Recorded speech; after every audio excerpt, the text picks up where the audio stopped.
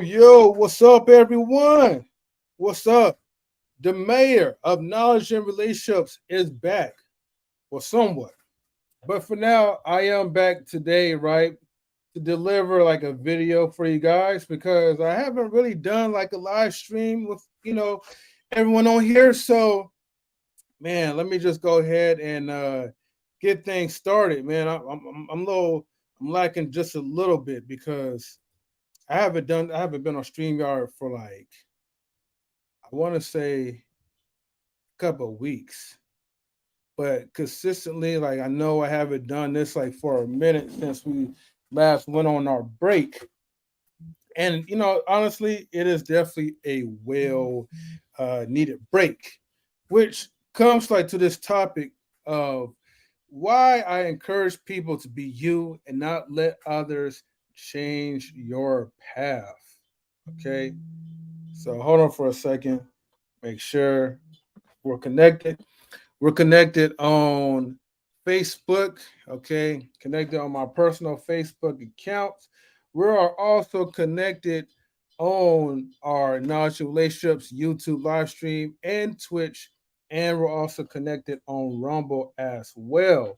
There's a lot of things. There's a lot of updates that I need to do. But hey, I'm just glad to kind of be here to at least deliver a little piece of content. But most likely, this will be more of a PSA type of announcement. And also, I want to just kind of let you guys know pretty much my whereabouts and what I have been doing since I've been taking like this long type of break, that is definitely well needed. So yeah, without further ado, all right, I want to see who's in the chat building. We got Big Rig Slaps. So salute to you, Big Rig Slaps. Trying to get the sound bits ready, but hold on. It's been a minute. So where is we got the air horn. So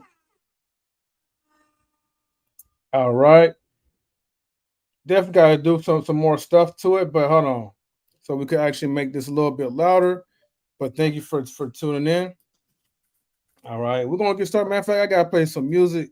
So I got to shift around a little bit so I can find the background music again because it's been a hell of a long time. But let me know if the sound is okay. I'm about to play the music right now. We're going to play, let's see. Play the first couple.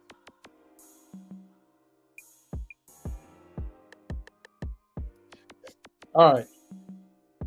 Riggs, while you're up in here, right, let me know how loud let me know if the music's okay. If the music's too loud, I can turn it down. Ricky, salutes to you. Thank you for tuning in. All right. Damn, I got to turn it up. Let me try this again.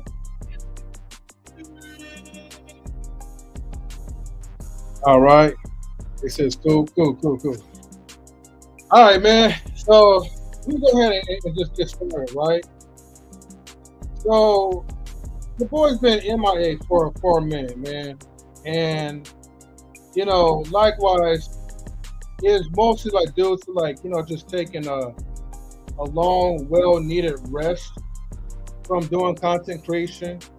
Um, we've always been consistent as far as producing quality content for you guys and just making sure that, whatever we do, that you guys are getting entertained and you guys are satisfied in the works that we're doing.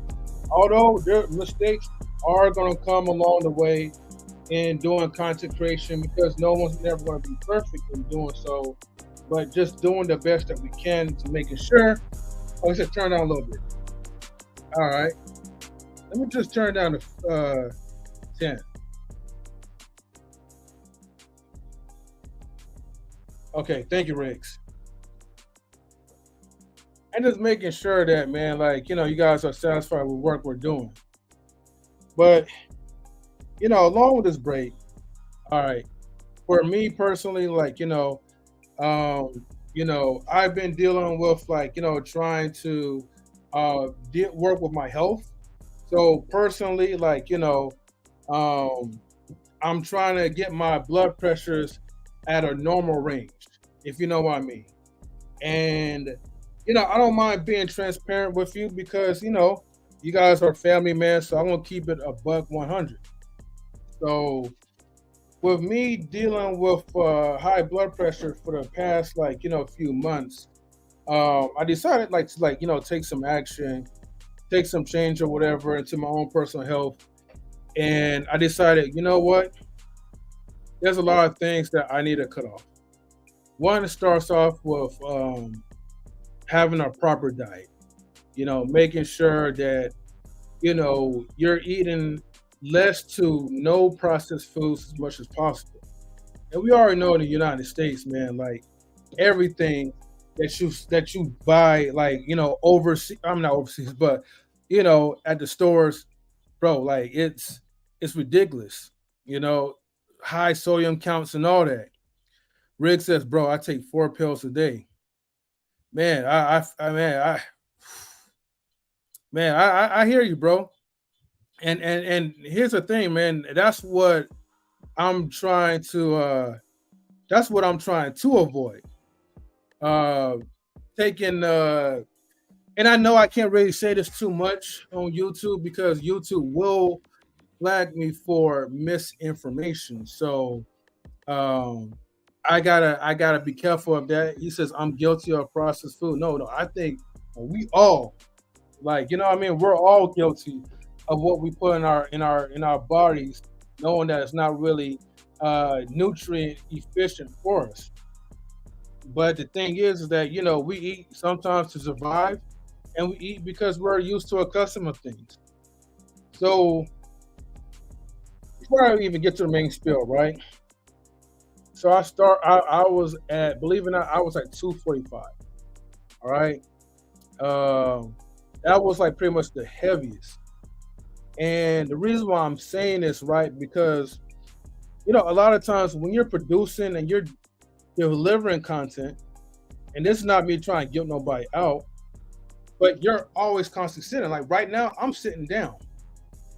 But I should be standing up. I should be walking and getting more exercise, which that's why I usually try to do, like in the mornings during my time at work. Ricky Webster says, my blood pressure has gotten sky high about 4 years ago.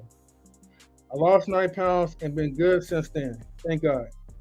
Hey, man, definitely, hey, thank God for, you taking your health seriously, man. You putting the work in action, and God just allowing you to like move, man, and just allowing you to like continue to, be at normal range. So yeah, definitely salutes to you on that one, man. Like, losing 90 pounds is not easy. I got up to 253, and I'm now at like 172 pounds. My lowest weight was 157. Okay. Hey, that's what's up, bro. Definitely, man. Big up. So, back to the story. But yeah, 245 was my highest. And I lost weight before, man. My lowest was like maybe like 168. That was like years ago. And so I want to get down to the weight where it's manageable and it's healthy for me. So right now, I do have a goal that's set for like 200. And once I get down to 200, then I want to at least go down to like maybe 180 or 175. One of the things that I have to understand, right, is that, you know, I can't like, you know, allow myself to stress out. Part of the stress, right, you know, equates to going back and forth in these type of spaces where we have like the men versus women topics, we have the arguments, we have the debates, and sometimes it mostly be for laughs and all that, but other times you never know how much you stress your body out when you're just sitting, cutting the circulation from your system, and you're not constantly being active. So being a person having high blood pressure is definitely not a norm for me. Now, having high cholesterol, yes, but high blood pressure along with that, no, that's something that is totally out the norm. So, you know, I've been like, you know, away, like just like, you know, from a lot of these spaces. A lot of times I'm just like, look, I'm turning my notifications off. You know, I'm not even tuning in to the usual same old, like how bad women are doing for men and how bad men are, you know, when it comes to these women. Like, I'm just totally completely tuned off. Like, the most time that I'm like on YouTube, it's like when we're talking about money or finance or just improving on health. So that's why I haven't really been on like a lot of these spaces. You may see me like, you know, supporting the Intellectual SoapBox in the chat. You see me a few times recently, like in a chat on knowledge and relationships. But you're not going to really see me as active as I was as much until like I get to like a point where it's like, all right, cool, I'm at good health again. And yeah, matter of fact, hold on, let me go ahead. I'm going to send an invitation. So anybody want to jump in there, man, feel free to jump up. But anyways, but the topic is about like, don't let others change your path. And the reason why I'm saying this, right, because I'm just trying to educate on stress management, okay? It's really stressful when you go in these spaces and you're trying to support content creators, but yet the only way how you're going to get a big up, get viewerships, is if you follow the trend of Black YouTube, but the negative side of Black YouTube. And right now, the stigma of Black YouTube is you have a really aggressive all-out gender war. And, I don't want our channel to be associated with these type of wars. It was good to kind of troll around, do like a little bit of comedy of it, and have some laughs. And sometimes, we may have like, a few of those like, type of topics, but for now, man, like I'm seeing a serious detriment and it's not getting any better. Nor the men and women that's like complaining about these relationships. There's no self-improvement. Unfortunately, we have a lot of these people that's in the chat that say, look, I want this channel to be better. I want this channel to steer away from those usual topics. But whenever we steer away from those usual topics, where are you guys at? You guys are nowhere around but on someone else's channel while they're promoting the same rhetoric that you guys are complaining about. I had women come up to me personally and it was like, oh, I'm tired of like the manosphere type of topic. I'm tired of like, men versus women. But where are you at whenever a guy is disrespecting women, Black women in particular? Where are you at when a woman is saying all men ain't ish? Put it right up in the comments. So if you don't want something to happen, you should even be in the comments supporting it. Much respect. You're preaching now. The black side YouTube that is popular is messy, messy, messy. Talk your shit, man. I already know where you're going. You know, F that BS, that's going, sorry, F that BS, that's everyone else doing. That's not our lane. You know, I gotta give a big ups to Big Riggs, man, because excuse me, it's like hot up in here too. And the thing is, I have to like I can't even really be up in here for too long until like I really get better, like, you know, with my health, you know. But I'm gonna tell you this though, like my levels, it was so high, man. It was the most that the doctor recorded was like around like over 157 to over, I think 120, I believe, or 102. And you know, I've been taking like essential oils, like, you know, like healthy oils to you know, to like help go through like, you know, the arteries. Like basically, man, just need a straight artery clean. And you are what you eat, so you want to make sure you put the healthy oils into your system. You know, I would talk. I really wish I could really dig deep into certain medications, but I know I can't. This will have to be like a private conversation where, look, man, if y'all want to have a private conversation, look, that will have to be like outside the StreamYard, because YouTube is definitely funny acting. Yeah, and but anyways, and it's gotten to now getting close to our normal range, but I know that I still need more improvement. I still need to lose more weight in a healthy way. Oh, speaking of weight, so I was from the heaviest of 245 when all this was happening down to around 221. So right now, currently my weight is 221 right now. So I'm getting close, very close. So keep me like in good prayers and good spirits, you guys, because like, you know, I wanna make sure that, you know, I'm in good shape, live longer, you know, do more live streams with you guys, because you guys are family to me. So I just want to let you guys know where I'm at. And you know, for the trolls out there and the haters who, you know, y'all want to clip or whatever, or try to use whatever I'm saying against me, I'm like, you know, I don't really care. You know, that gives me more publicity. So, you know, definitely make sure you guys do whatever you guys can. Put some apple cider vinegar in your life. It really helps in the body in a lot of ways. Yeah, never sleep on the apple cider vinegar. Definitely, indeed, you know. So yeah, man. But going to like the YouTube space. So I know we're very known for forcing people to choose sides. And I want to kind of adjust that real quick. You know, we fell out with a lot of content creators over this choosing sides thing. Salute to K Marion, salute to Mrs. M3.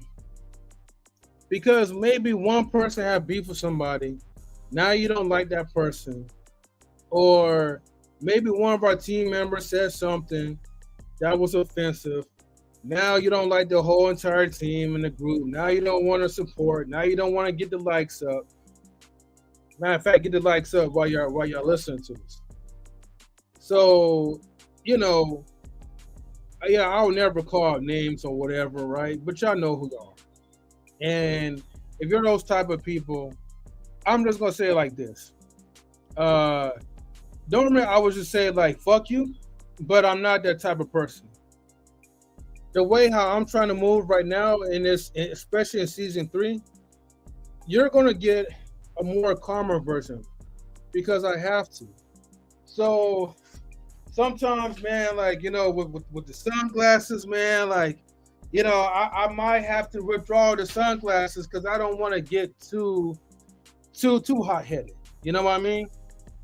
Because I know I will say something that will be out of pocket.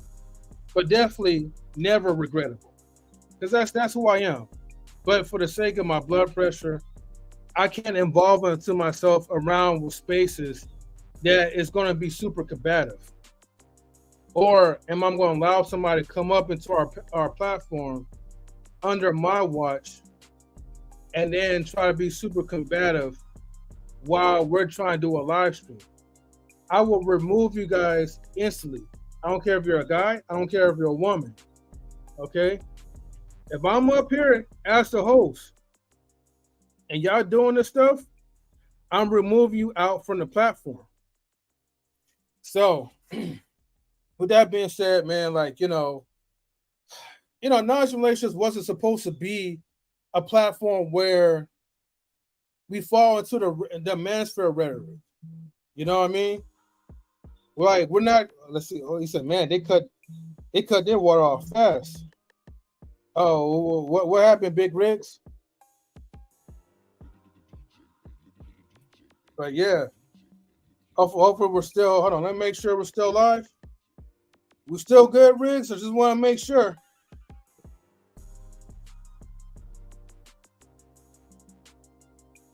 Okay, cool. But yeah, man, let me get back to stuff so I don't get distracted, man. But anyways, we're trying to be different. You know what I mean? Like, we're not trying to be like, when we're having these type of conversations, man, like as adults, I will hope that we could at least be mature about it to actually have, civil disagreements without letting our emotions get to the best of us to the point where, you know what I mean? Like we're losing our friendships. We're arguing, you know what I mean? Like, we're cutting up, acting a fool, creating like unnecessary drama. Like, let's try to build as a community that we keep preaching about. Sometimes people talk about these community buildings, but you're not really about that life. You're really about the viewership life. Look, man, I want viewerships too. But at the same time, man, I understand that, look, it's YouTube. YouTube will only promote whatever that's necessary. It's up to you guys as well, too, to help promote this.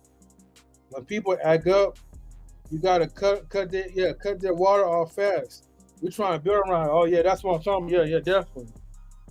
Oh, also, too, Nightbot is saying, look, support our channel. You want to become a member. Members becomes mods if you follow the rules appropriately. So, hey, man, there's a join button to become a member.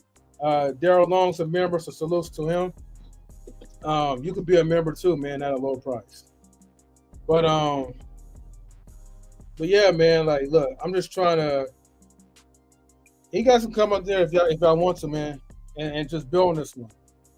But I'm just trying to build, man, with the community, bro, because there's a lot of things we could talk about. I mean, look, even if we talk about celebrities, even if we talk about other things that's current, there's more to life to talk about than how bad these women are doing and how bad these men are doing.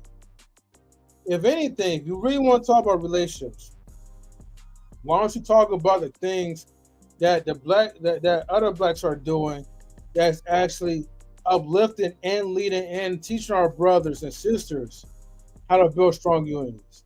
Shouts to, like, the Montgomery Brawl. You know what I mean? A symbol of black leadership coming together. Salutes to Miss Polly.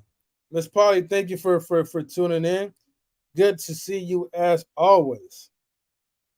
But man, people always would try to. She says, "I'm at work. We'll check this later." Oh yeah, definitely. Hey, thank you for tuning in, Miss Polly, man. Look, hey, get that paper, man. Get your money up. But look, people are going to try to tell you who to click with.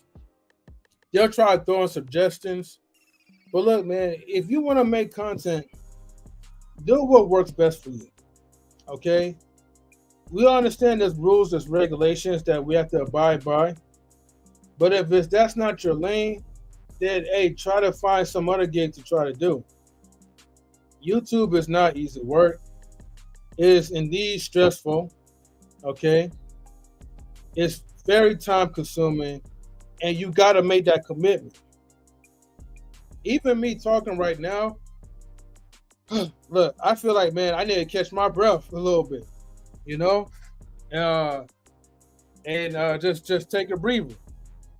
But the point is that, like, look, I want us to be successful as content creators, and I'm not going to just come up there in anyone else's platform just to support any like garbage and foolishness. So look, if you guys want to support us, man, like, feel free to support us, and we'll definitely support you. But at the same time, if you're about that BS, if you're not about growth, I don't even care about it. You're not going to see me in the comments. You're not going to see me put no likes. You're not going to see me do anything. The only thing you want to see me do is pretty much unsubscribe, because that's where I'm at right now. Or just hit the notification bell off. And this may hurt like a lot of feelings, but look, man, there's some of you YouTubers, all right, that I tune in before. I'm straight tuning y'all off, because y'all don't add no value into this community at all, period. So I'm all about the action. Now, I ain't gonna probably go that far and be like, you know what, report you guys. You guys are doing this foolishness. No, that's a waste of my energy, man. I don't need negative energy in my life. So since I've been out for this space, you know, my health slowly has been improving. And I'm not just saying, like, you know, because of YouTube itself is why my blood pressure is going up. That's not the case. It's me being absent from doing activities that's going to help improve my health for the longevity and eating the right foods. So now, since I got the you know, this long break or whatever, it's helping me to understand and see, like, look, there's way more to it. Even if you're not doing live streams, what are your hobbies? Do you even, I know you got to have a hobby of doing something. Yeah, let's keep it buck being 100, man, you know? Because right now, man, like, and I want to take a breather to speak slow on this one.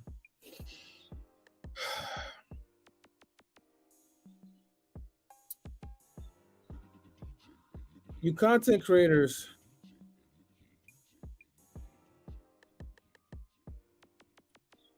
are not creative.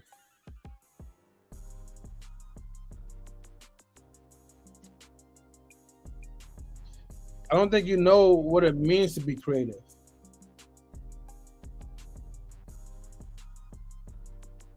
I don't think you guys have the heart to be creative.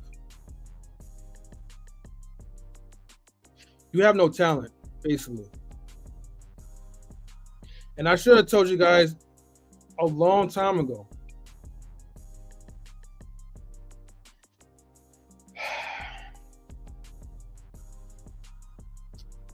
You know, one of my worst fears is suffering through hypertension, because that's what Kevin Samuels passed away from.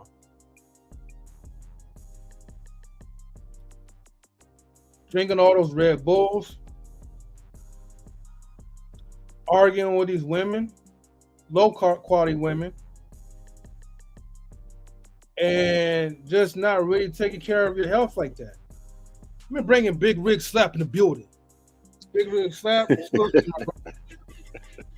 Hey. Close to my cousin too, though. Marquise, what's up? Bro, I don't know what happened over your vacation, but the way you had to take that pause and then really just let out that information you just said, like, you know what, a lot of you mother suckers don't got no fucking talent, man. You ain't creating, bro. You regurgitating shit. You ain't putting no effort really into nothing, man. It's all just fucking garbage, bro. And I get it, because, you know, I tune into the shit and be entertaining, man, but every fucking time like a stream go on. This is the type of fucking time we on, man. Like, this is what our black YouTube is, man. Like, it's wild, bro. It's really wild, man. I'm so glad you put that in. I had to pull up. When you started putting that in the air like that, man, I had to pull up, man, because I be spotting a lot of funny things, man. And I just stay quiet, bro. I let people live, man. You know, because it don't really affect my life. But the thing that it does affect is just like, bro, we are out here like really showing our ass in front of all these people out in the world, bro. And that's why they be thinking that we are like we are, bro, because the shit that we presenting to them is just trash, bro.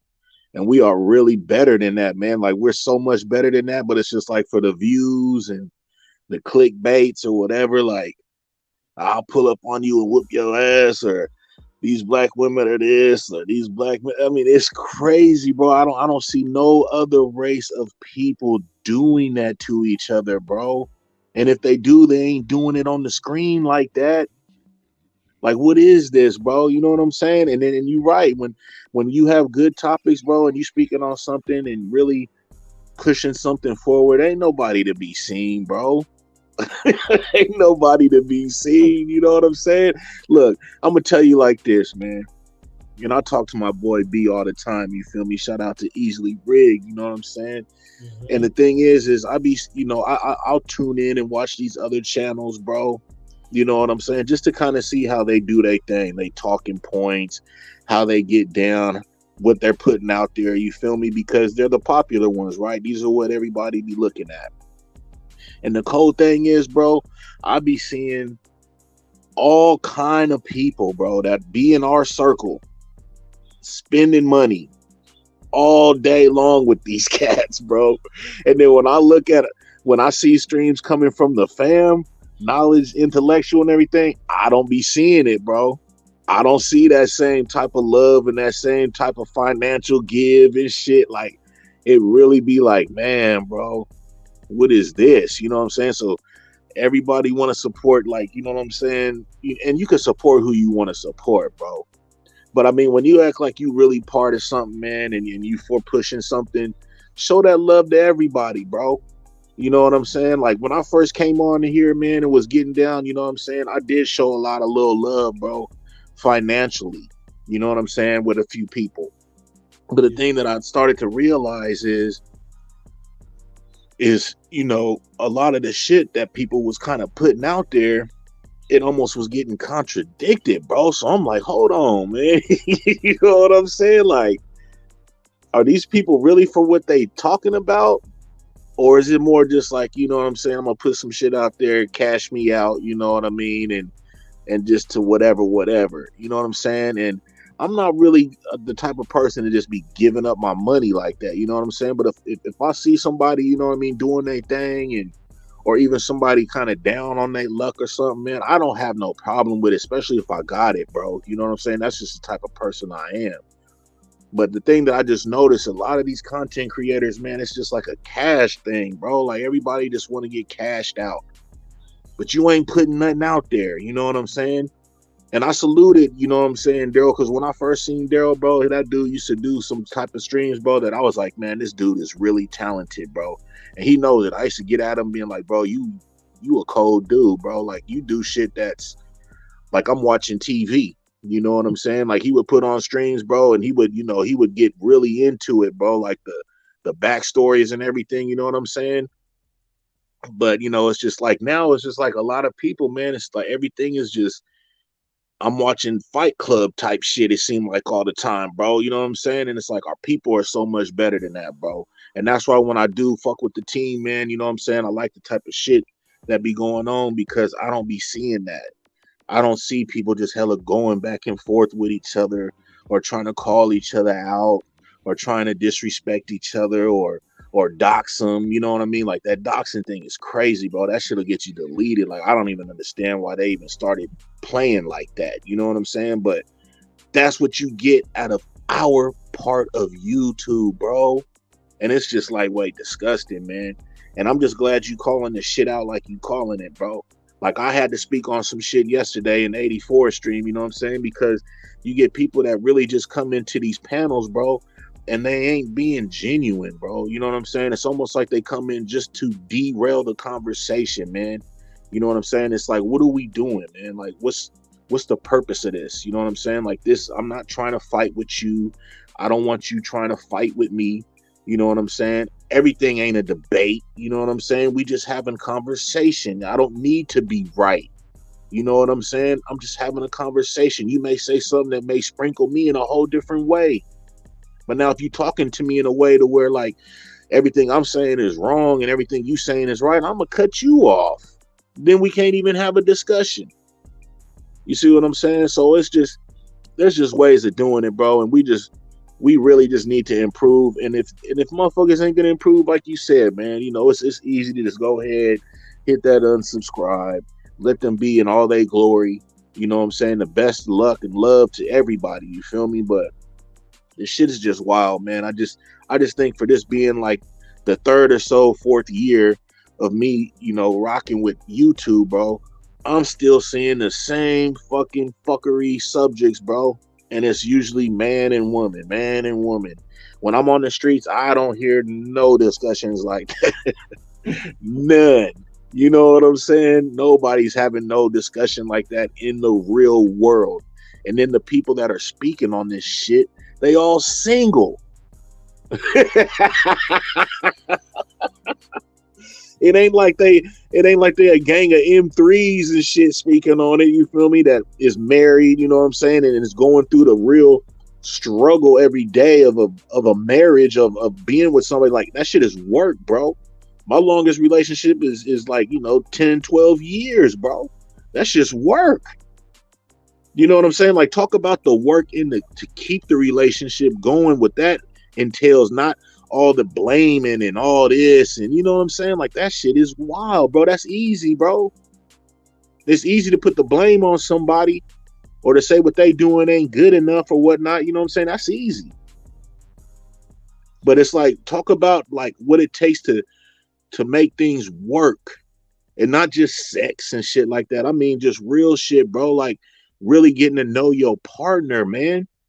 Real conversations with your partner. Not, are you gonna submit to me? Or, I need sex all whoopty whoop. Like, come on, bro. We living in a real world. You know what I'm saying? Everybody ain't gonna want to have sex 3-4 times a week. You know what I'm saying? All the time. That's not it don't work like that. I don't care what it is, bro. Now you could probably be that high value person, and you know what I mean, you can make shit happen like that. Okay, that's cool. Go out there and trick whatever. You know, it ain't tricking if you got it. I know the saying. I know all that. But that's cool. But I'm saying if we're going to talk about some real relationship shit, let's be real about it. And a lot of people that are speaking on it, man, they act like they hella on point, bro. They players still, bro. They still out there playing, man. Like, I mean, let's just keep it. Well, Riggs, man, dang, see, I forgot, man. It has been so long since I last heard the term high value until you brought right. Okay, so you know, Riggs, I'm a solution oriented type of person. I'm just gonna give you the spoiler alert, and you take the answer, and you either take it or you just run with it. But spoiler alert, okay? You, me, my wife, Mr. Intellectual SoapBox, all these other people that come up on these panels, we are not high value people. Okay? All you people in the chat, all you guys who supporting, you're not high value. All the content creators, you're not high value. I don't care how much money you guys brag about, you're not high value. High value to me in this level is more like when you're on Drake's level, when you're on Jay-Z's level. Matter of fact, let me not use the entertainers. Let me go even deeper. You want to know what true high value is? When you're Elon Musk, when you're Warren Buffett, when you're Jeff Bezos, when you're Bill Gates, When you can own a real effing company, when you have ownership, legalship under your brand. So, Lady Phoenix, again, and none of us high value. And a lot of you guys are single, lonely, depressed, medicated, most of y'all. So why are we talking about high value? The audacity as a man who don't even have a wife to lead, who can't even lead. You can't even lead your own penis when you're pissing. So what makes you think you could lead a woman? You're not high value. I'm sorry, bro. You don't get the X amount of Puerto Rican chicks that you claim on YouTube. You're fraudulent. And a lot of these content creators are to the blame of this as well, too. Because we preach fraudulent type of ideologies. We're preaching unrealistic expectations that only a person at a really true higher status that be on the local media a lot. Those real high value people, yeah, they could do that stuff. But you YouTubers, you're not even on that level. I don't care if you have 50,000 subscribers. I don't care if you have X amount of subscribers. If a person with high status could walk past you and not even know who you are and look at you like just a normal person, you are no value to him. If you have no value to the world, if you haven't contributed to the world enough where you have a legacy that lives on forever. Matter of fact, Martin Luther King Jr. has more value than you guys. So we got to stop with all the BS. And then all the other women that join some bandwagon of, well, men does this, men do this or whatever. I'm going to just tell you the real reason why black people can't get along. Okay? There's two things why you have dysfunctional men going out overseas or keep praising like these Latinos or whatever. And the reason why you have women that just like, hey, like, you know, I'm better off with a white man than my own brother. There's only two reasons, okay? And one of them, I already said it before, but I'll say it again. Black men are the only men that can't control their women. And on the flip side, you know, now this is, I'm speaking for men who won't really tell you this. But a lot of these passive men, the reason why they don't really want black women, it really has nothing to do with your attitude. Now, don't get me wrong. Your attitude is everything, but I just want to let you know that's not the only contributing factor. I want to tell you something that is so shallow, so superficial, but black men don't want to say this. The reason why they choose, like, you know, the Spanish women, the Indian, well, they can't get the Indians, but if they can, they would have. Or the Beckys or whatever, because those are the easiest women that will actually accept them. But however, those are women that black men usually will talk about of how good their hair is. I'm not trying, like I said, I'm not trying to say shit to throw like a bombshell at you guys, but I'm just speaking the truth of what's really going on. Wait. Your hair's fucked up. Okay? I'm just gonna say. M3, what's going on, man? Shit to the point that you're being competitive to white shit. predecessors, to the point that you don't really have enough to grow.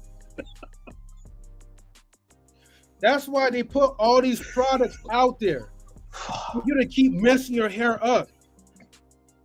Your famous artist, whoever, Beyonce's. Why do you think they always wear the wigs? Beyonce got long hair, just to let you know that. You know, but why does she have to wear wigs? Why does she have to wear blonde coloring? Why can't she go with her natural roots? Something that is long, beautiful, wavy, like Miss Nebraska's hair, you know, natural, well upkept, and goddamn it, this boy. I know you're probably on vacation or on your cruise with family, but if you ever catch this replay, salutes to you. You know, the blooming ebony. Come on, you guys could have hair like that. Whereas that brother said your hair's fucked pretty up. Mexican woman, you know, or ugly woman, Mexican woman as well too. They just have better hair because they know how to keep it. Dog it, man. So hey, let me say something real quick, M3. Because you know what? Wait, Riggs, let me end this off because go ahead. I'm not here to really shit on our sisters, but I'm just pointing to reality, and I'm just speaking for what brothers are too afraid to talk about. And at the same time, for you brothers as well too, you guys are terrible, shitty ass leaders. You don't lead at all. It's like, and I'm not even gonna damn for sure say that, oh, it's because of single mama's fault. Like you was raised by a single mother. That's why you chose to be feminine. You have a lot of people. Look, YouTube can teach you how to be the man that you are now these days. Okay? But you choose to be a bitch. And that's why you cannot control black women. And why would I even condone a black woman to follow your lead when you don't even have the capabilities of protecting her, loving her? You go around these spaces talking shit about them. Now, of course, I did just recently talk shit about your hair, of course, but I'm just putting it out there. That's a spoiler alert, you know? What these dudes are talking about behind the scenes. But the reason why I brought that up is because they're using that instead of just being honest with you. They're pretty much trying to say you're bitter, you have no home training, you're acting a fool. You got people like Tommy Sotomayor that's sending out all the negative sides about you guys. But there's plenty of black women that's much better than that. But yet, hey, you got a lot of bitter black men that are not content. They will not be satisfied, and they're hurt. And you got people that's just passing around, spewing out their hatred. I'm done. Okay, look.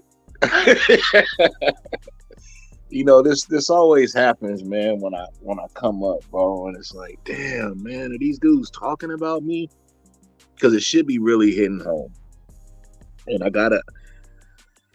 oh man, this dude was saying some real shit, man. I mean, like, I gotta, God, man. Okay, just keeping it 100. You are absolutely right when it comes to it. It ain't just the attitude and everything like that, man.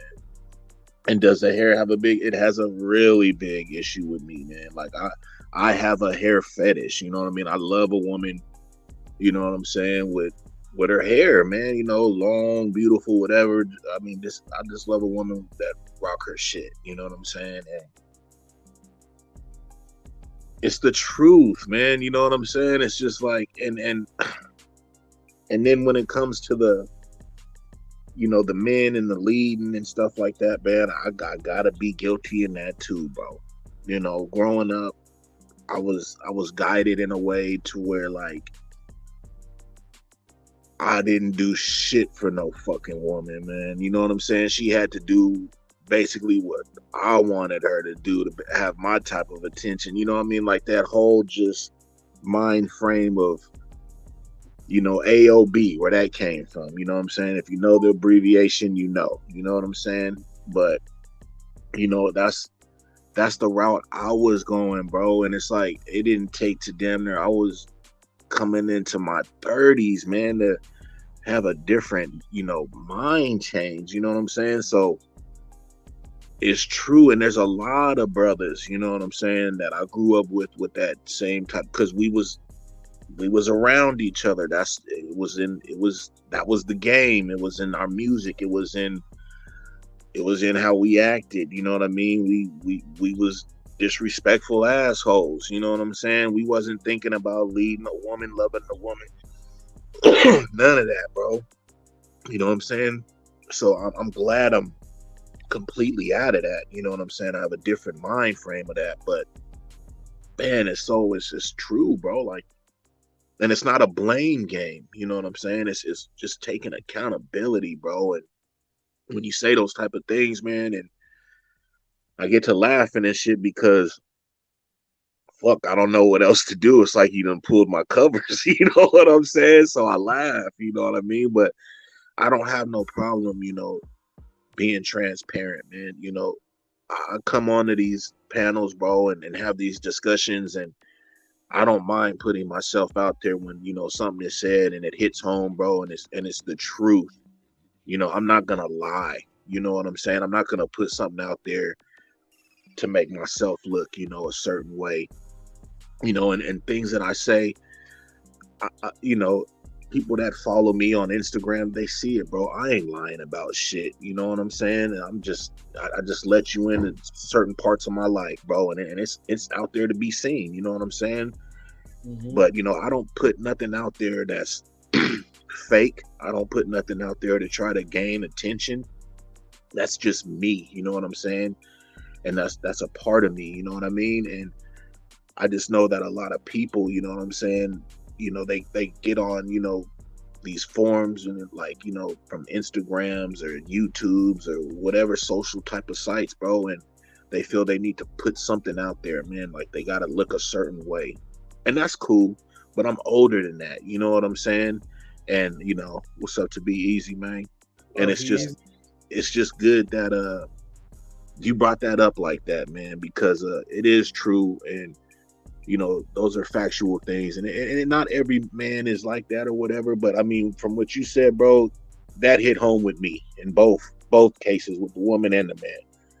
I wasn't ready to do no type of leading or none of that. I was a scumbag, bro. You know what I'm saying? Like, I wouldn't want nobody to treat my daughter, you know, if I had one, like how I used to kind of, you know, act. You know what I'm saying? So that's a fact, bro. And as me raising my son, you know, I make sure I kind of be in his life, and I tell him things, you know, especially when it comes to women, you know, on some respect level type things, because, you know, he listens to music and all that type of shit. And, you know, just to let him know, man, that's music, bro. It's entertainment, even your homies, whatever, you know. But if you want to see something real, just look at how your dad act, man. Look at how he kind of treat, you know, me and your moms can probably go through things, but look at how I still respect game, you know what I'm saying? I don't lead you to not listen, not to disrespect her or any, you know what I'm saying? None of that, bro. You only have one, you feel me?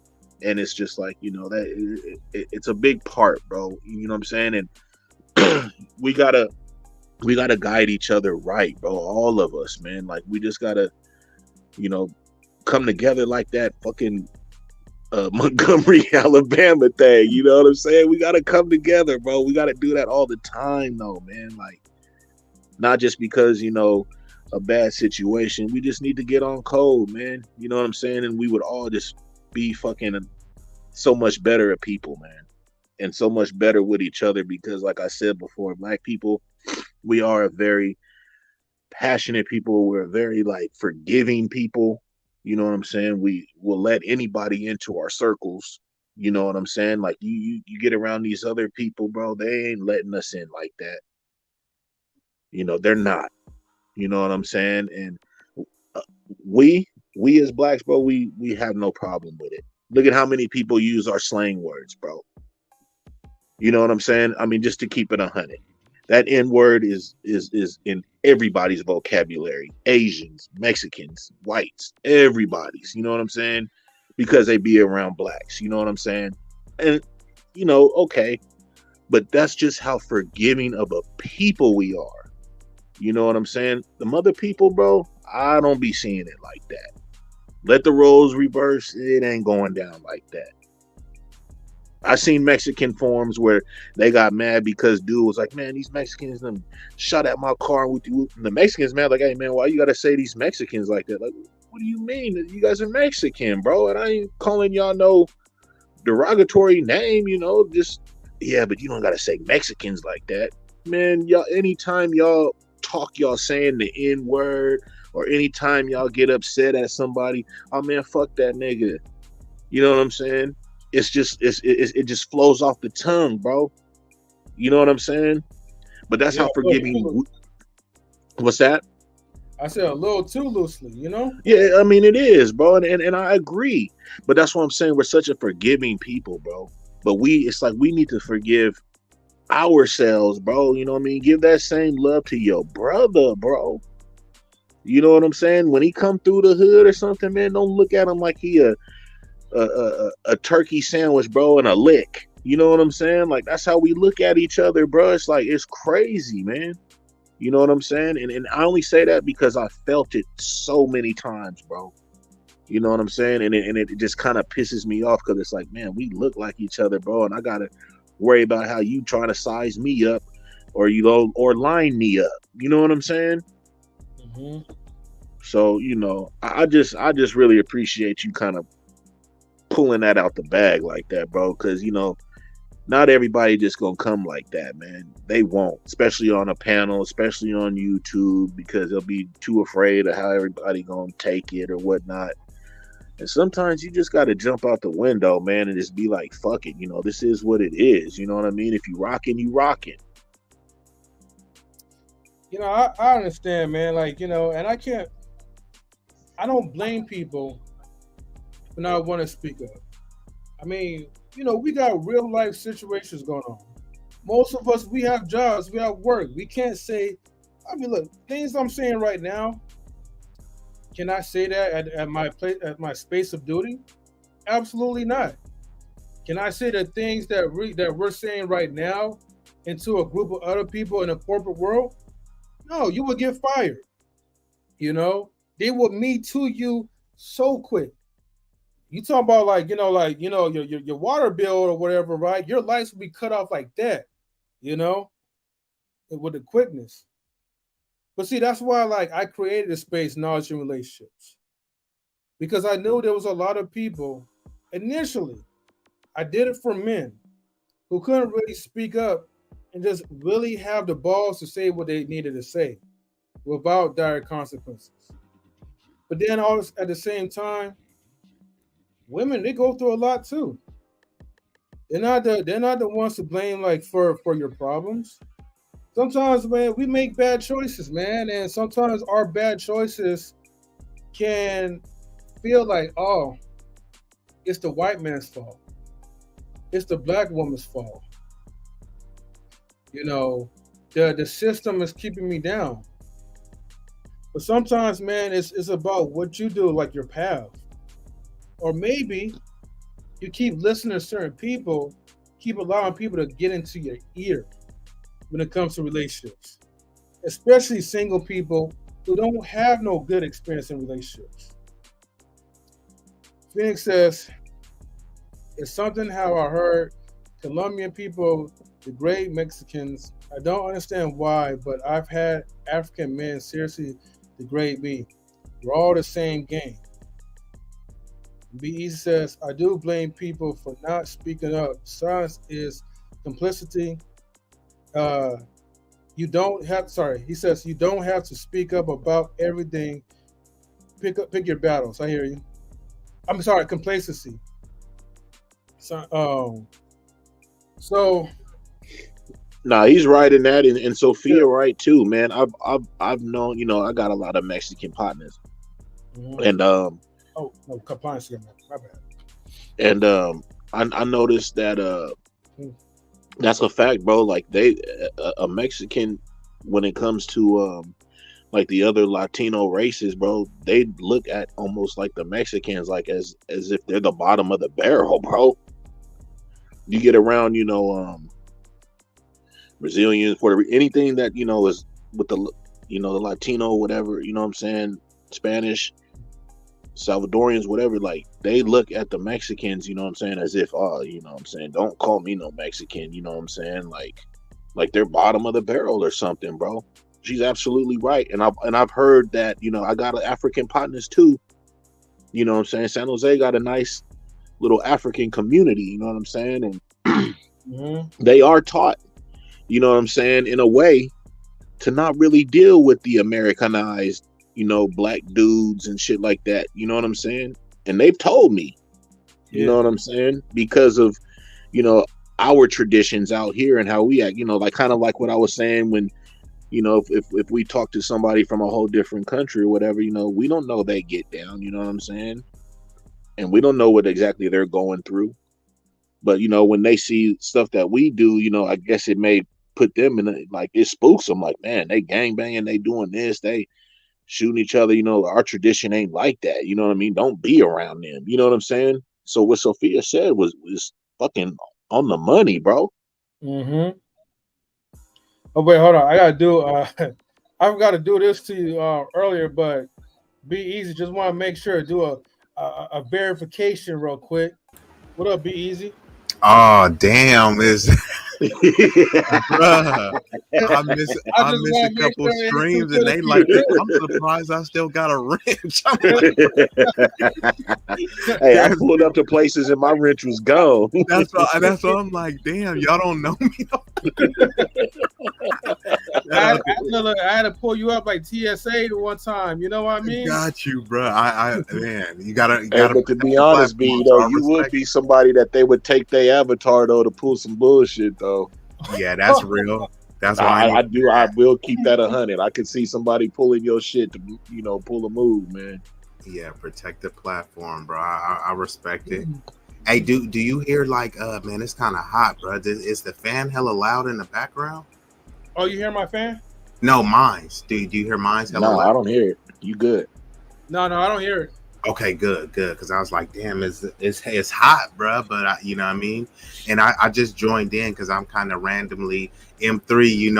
I'm in the middle of writing some articles right now, bro. So I had to tap in with you. So what was the actual topic? Because I heard y'all speaking on, some things. I wanted to chime in, but I didn't want to be out of step with what the premise of the show is. It's just basically, man, just be you, bro. You don't have to, as a content creator, as your own personalized lifestyle. You don't have to try to fit into someone else's narrative. You know what I mean? And the thing is, you got content creators that's gonna unsubscribe. They're going to pull you out of their friendship circle if you're not being a ride or die for a stranger. You know what I mean? So they're gonna take you off the Fab 5 T-Mobile list, huh? I was gonna say Big Rick, they're gonna take your wrench. I see. I don't do my whole. Let me just put this out there for anybody, bro. To me, just don't you gotta have done. If I give you something like that, you would have had to done something that I can credibly say, okay, M3 switched up, and now I'm revoking this. But what I find out is Big Rig is saying, bro, we all have our lives and stuff, so I'm not always paying attention to M3 haven't been streaming as much as he normally stream, and then if he do stream, I might miss that. So if I'm not at every stream, then you gonna take the wrench away. You know what I mean? So the wrench is only contingent if I can make every stream. And then on the flip side, okay, I got a platform too. So if I don't stream for 2 weeks, then you just gonna unsub or unfollow. If you really be burning a hole in people to, oh well, he didn't post in 2 weeks, I'm gonna unfollow. Bro, so when I post in the 3 week, now you unfollow me for nothing, right? When I finally do come back to your platform, now I don't have a wrench, and that's cool with me. I don't care. But the thing is, people try to weaponize it. So some people will get a wrench and think that, hey, because I have a wrench on someone's. I'm like, bro, you don't know this person. You never talk to them. You don't live in the same state. They've never invited you anywhere. You don't have lunch. You don't have a direct phone number. You haven't texted them. But because you got a wrench, you feel empowered.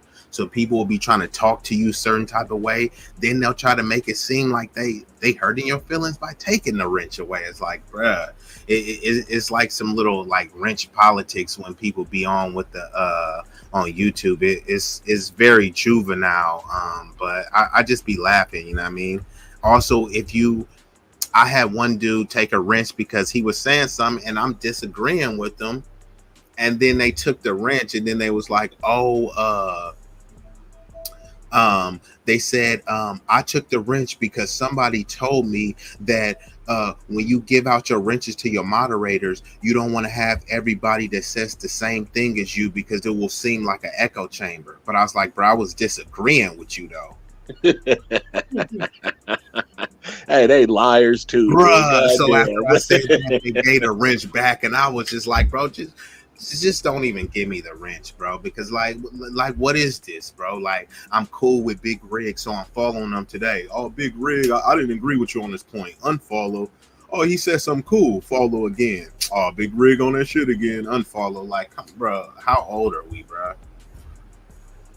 So I don't know if y'all seen that, but like I've experienced like the wrench politics where people are trying to, you know, gain clout off a wrench or try to weaponize the wrench too by taking it away and giving it back. No, but let me tell you this though, B-Eazy. Let me tell you how M3 came off today though, brother. This man came up here and said, let me tell y'all something. A lot of you content creators, y'all just ain't it. Y'all ain't it, bro. Y'all don't be creating. Y'all lame. Y'all need to hang it up.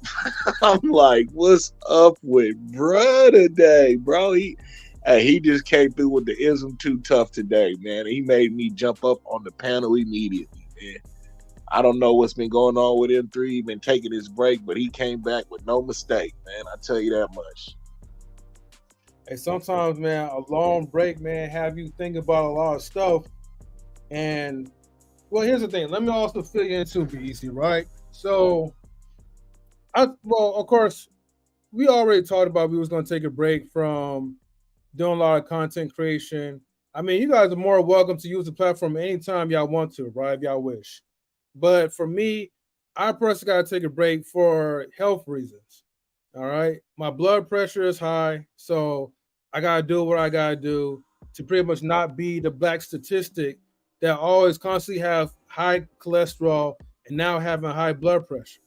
So by any means, if I have to stay away from spaces that's not productive and is raising my blood pressure up, if I feel like I'm in a space where now I got to yell and I got to argue over a meaningless point that people are not really going to remember like the years on by, then I'm doing myself and my health as a disservice.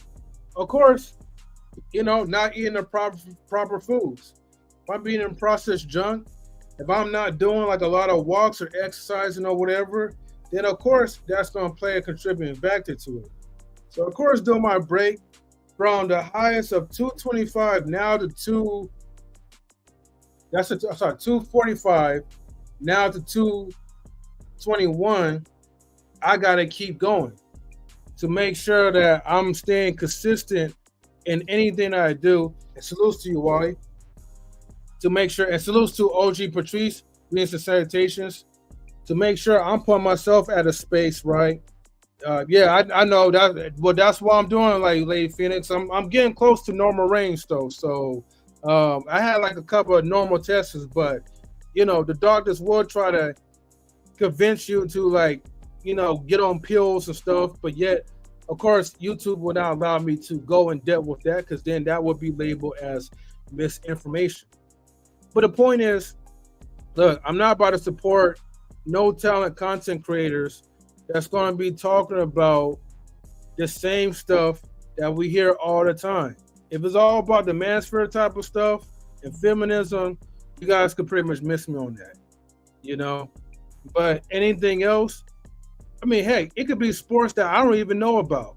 I'll tune into that faster than I'll tune into a Manosphere topic, or Anton Daniels topic, or another Fight Club topic.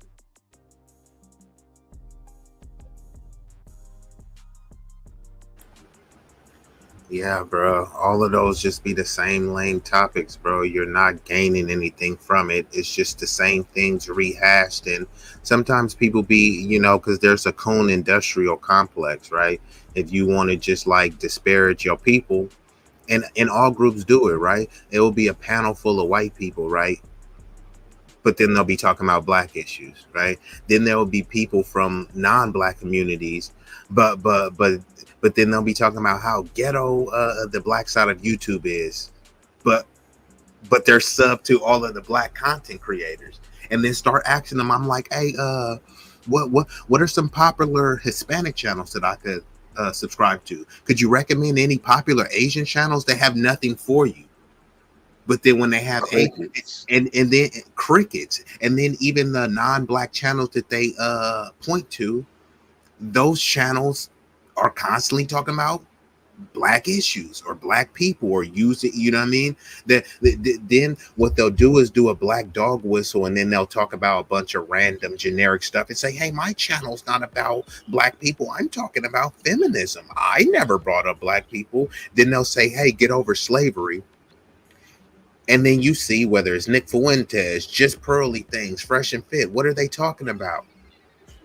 No one ever owned slaves. Like, so hold on. You telling us to not bring up the conversation of slavery, but then you're quoting slave owners. Like, how does that make sense? When won't y'all stop talking about gangbanging? But here's a quote from Tookie Williams.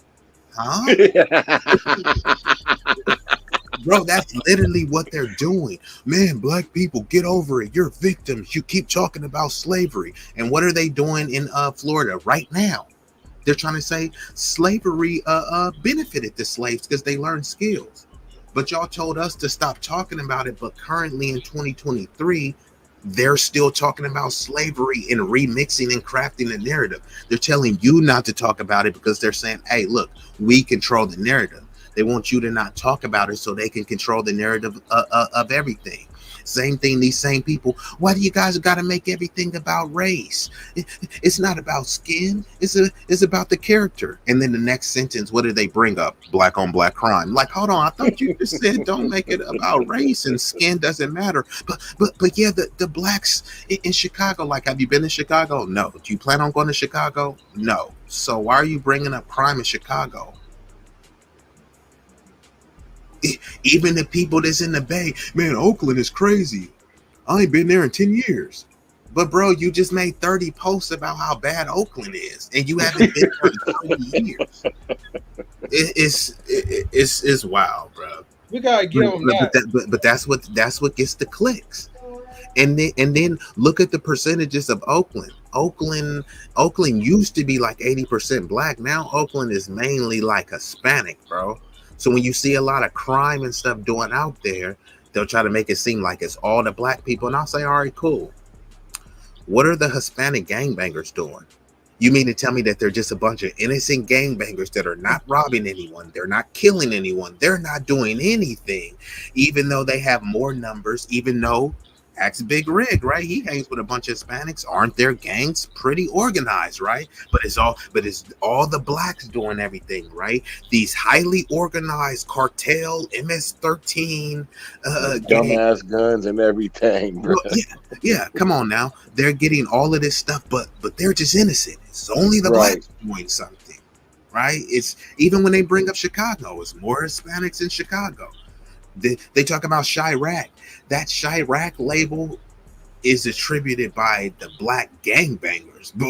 But what are the Latin Kings do? You mean the Latin Kings just there innocently? That's all I used to hear about in Chicago was Latin Kings, bro, at first.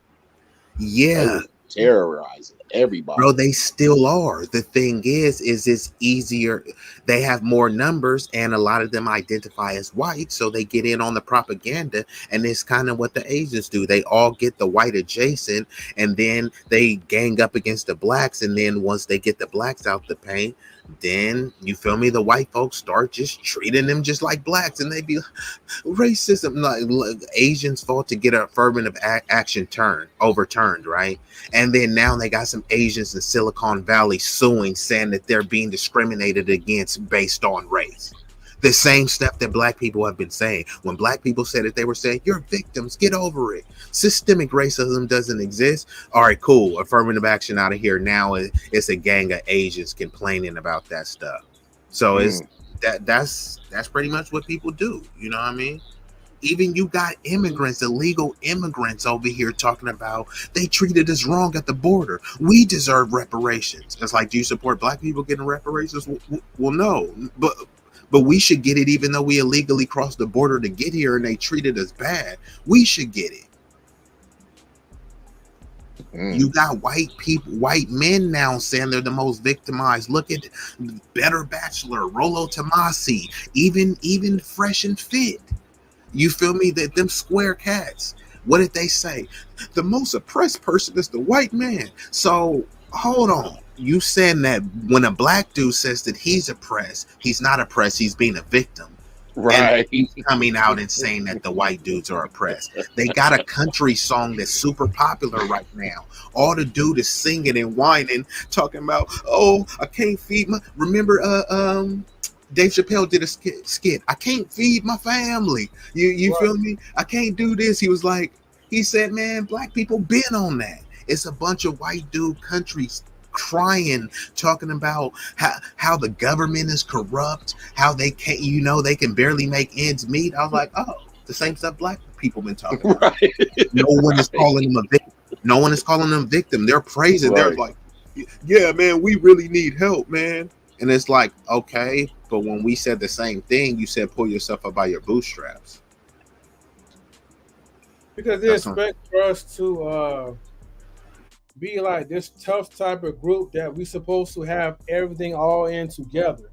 That we're like these victims that complain about this, complain about welfare checks, complain about the system, complain about lack of jobs, complain about hair and this and that.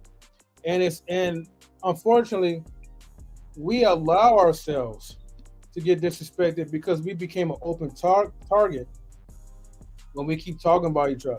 This kind of goes back to what Riggs was saying. We're the only groups, especially in these spaces, that are so freely to invite the whites, Hispanics, the Asians into our platforms to talk about our problems, to allow them to have a voice to tell the world how terrible our group of people are. But see, that's why I told you earlier. I don't know exactly how you worded it, but that's why I said, nah, bro, not speaking up. Silence is complicity. Like if I'm walking around and saying, man, Big Rig's son is just a dummy, bro. He ain't gonna never beat nothing, man. He probably ain't even gonna make it to 20. But you know what I mean? Whether that stuff is not true or not, like, you see what I'm saying? Like, if he doesn't say anything, he doesn't agree with that, but that's how it's going to seem. Big Rig, your son ain't gonna be nothing, and then Big Rig is just like, yeah, whatever. You know what I mean? If he doesn't go further than that, it seems like he's a weak dad. That's just how it seems. Like, your son's why be your confirmation to like, yeah, I agree everything with what you just said about my family, because nobody don't want to speak. But that's the thing, right? And it's super counterintuitive of building a better black community when all of our spaces, all of our topics has been about what we don't like about our black community. That's what I was trying to tell you. That's the Coon industrial complex, because because it's negative and it feeds clicks. Like, it's because we do it for no, that's not I said we. They, okay, I won't separate ourselves, but they do this stuff for like clicks and views, and I get it. I mean, look, if it's a system that's generating, I think it's for clicks and views mainly, but there are some people that believe in it and they want to, there's like the exceptional Negro. They want to kind of separate themselves and say, hey, I'm not like them, and they want that non-black acceptance. You know what I mean? And Right. you know, there's a lot of passport bros that do it. There's a lot of cats where they, you know, they'll want the acceptance of non-black women. So they go over there and say, look, man, I got me a non-black woman. And you know, you seen Austin Holloman, he was getting slapped by a chick, bro. And he was talking about how masculine black women was. He went to Thailand and was getting slapped. He went to Brazil and was talking about, yeah, man, I'm with these. What did the Brazilian dudes? They ran him out of here. Now this dude is, now I think he's dealing with black chicks now. He went from Brazil to Thailand. No, I'm saying they got him out of the paint, bro. O'Shea Duke Jackson covered a video where was some Asian chick who could barely speak English and was calling a black dude, "You're ugly, you're fat," and then she was saying, "Oh, in our country, that's just how we talk to each other." So it's like, hold on, you left millions of miles from America because the black women was so masculine. And then you go into some foreign country where they're calling you fat, ugly, and that your skin is black and you look dirty. And then he's over here explaining to her like, that made me feel bad. And that's why sometimes it's like, look, I don't agree with the divestors, but it's like, bro, if you're this weak and fragile, I would probably be suggesting that they divest, bro, because a lot of these dudes are really pathetic, you know what I mean? And that's just what it is. You know, we got to get them out of the paint. There's unfortunately really no serious ramifications, you know, for the Coon Industrial Complex because people feed into it.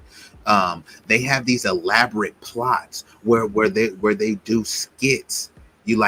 So they invest money to you know, disenfranchising us and having a depraved image. So right now, if I'll say, which I truly am doing, like, hey, I'm coaching these youth, I'm over here doing things, enrichment programs. I've started some after school programs to help kids with coding, to help young men like know how to tie ties in interview and stuff like that. Nobody has nothing to donate for me. Now, I'm not super promoting it and I'm not going around and asking, but even when I tepidly put it out there, nobody is saying, damn, bro, look, I got 10 for you, I got 20 for you. Nah, but then if it's a concert for some sellout celebrity, you got hundreds of dollars for that, you know what I mean? To go turn up at a club to buy one drink that's watered down, $20, you got time for that. Even these cats that be on, they be super chatting channels, known coon channels, super chat for them. And then they'll be complaining, oh, man, I ain't finna take care of nobody snotty nose kids. You know what? You don't have to. I'll step up and take care of them. If you can just donate something to me so that, you know, that, I can make society a better place and these snotty nose kids won't turn into criminals. Nope. Don't got nothing for you. So it's like, bro, you're contributing to the problem that you complaining about. Nobody is asking you to be like, because people try to cop out like, man, I ain't had no kids, man, I ain't playing no stepdaddy, that's a simp. It's like, bruh, you're acting like you're high value, right? Why you ain't hiring none of these kids, bruh? Why you're not putting them on to do some of this stuff? Because why you don't start a label and say, oh dang, man, this dude could actually rap. I'm gonna hire him and put him on and give him a better deal than the Jewish dude is offering. You won't do that. You know what, man, this dude is a physical specimen. He's probably gonna go to the league. I'm gonna be his agent and make sure he don't get screwed over. Where is that at? You feel me? So honestly, I'm kind of tired of these conversations because many people is not really doing anything, and then, you know what I mean, and just first of all, your intellect don't stack up. Your resume don't stack up. So why are you even on here, brother? Right. Now I don't know what happens to Big Rigs. Hopefully, like Lola didn't run him away for whatever reason. Oh, but yeah, Lola here. I'm gonna go ahead and drop down. Thank you. Have a good night, y'all. What the hell? Lola, no, I'm just joking. Shout out to Miss Ocean. And also shout outs to OG Patrice. Patrice, what's happening? Hey, OG. Hey, family. How y'all doing? How's everybody this evening? I'm good. How are you? Good. I'm good. Did everybody have a good day today? Yeah. the day was Good productive day. Yeah, it was pretty good. Yeah, How I did. beautiful. How beautiful. I was sitting listening, for a little while. Just thought I'd come up and just chime in and so the topic now, was the topic basically talking about a specific thing per se, or this is just a general conversation? Because I want to make sure Most of my topics that I usually create, OG Patrice, is always like in general. It's so rare. Like I actually have like personalized topics unless something really got on my skin and I have to address it. Mhm. But this is most like a generalized topic, because the thing is, we as people, right, can try to conform ourselves to be someone else that we're not to be in order for us to be accepted by a particular crowd. You know what I mean? Or a particular social circle. Where it be right. and most of the time, it's usually like in a fixed type of location. But Mm-hmm. the thing is that, like, look, as content creators, we're always gonna create something that people are not gonna like.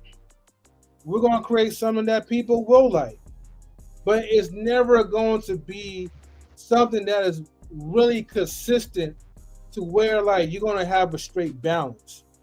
And some people may not like certain other people that you associate yourself around with, and you just gotta accept that this is who you are as a content creator.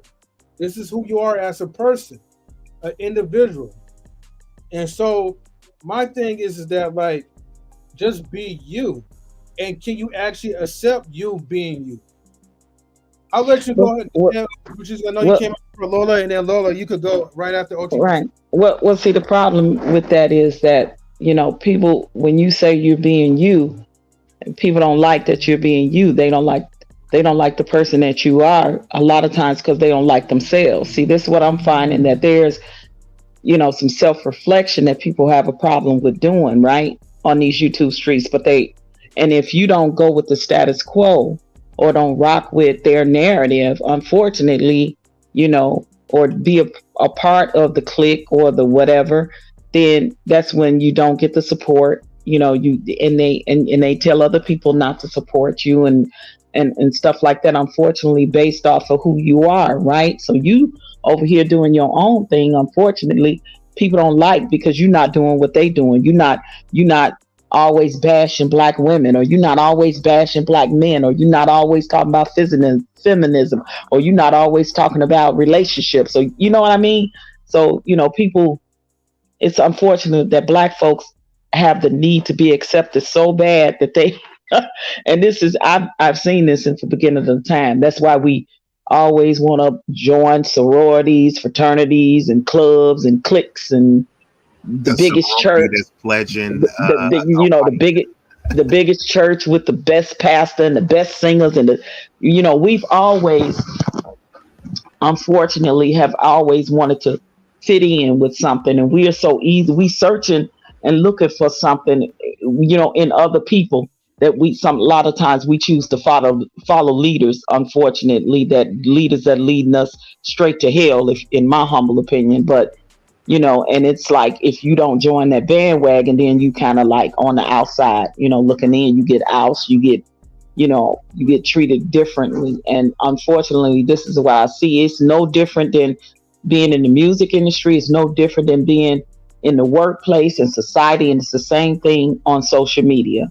It's all about the clicks and who you roll with and what you're talking about and what your content is on. It's unfortunate things that are about our empowerment, our education, our development, our mental health, and the things that should matter gets unfortunately the lowest views, the lowest followers, the lowest clicks and views and subscribers, unfortunately, because black folk love the mess. They love the drama. They love the toxicity. They love the dysfunction, because most of them come from it. So that's normal to them. And that's just my opinion on that. But, I'll land my plane there for now.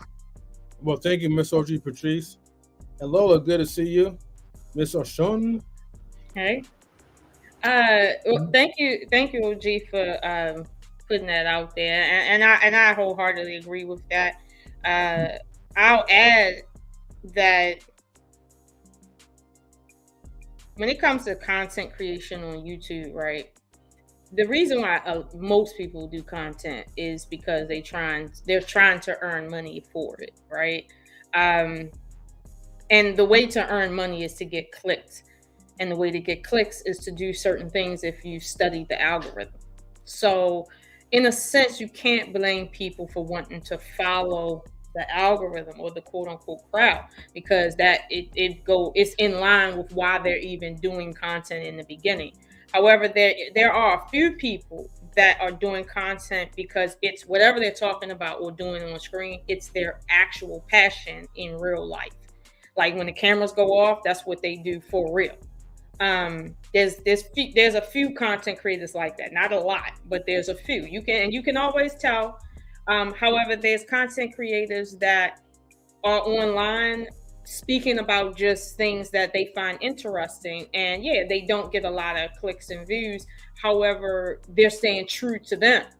They're staying true to what they find interesting and the little bit of community that they do find online. Now, you can't be true to yourself and still be wanting a bag too. You got to pick one or the other and be satisfied with what comes from that. But I'll say this, it's a little harder to be a content creator than it used to be, let's say, a syndicated like show character or TV host. Like the algorithm with TV pushes your face in front of everybody in America.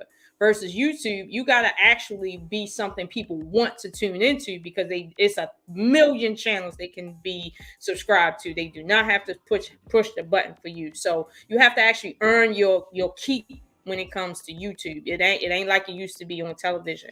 So, and that comes with the territory. There's nothing wrong with that. But when it comes to people just following the crowd, just to get clicks, I see it and I don't see it.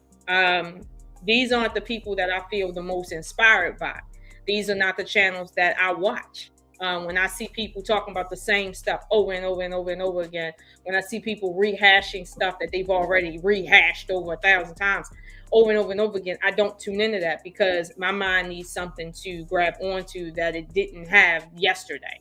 So I do understand the game.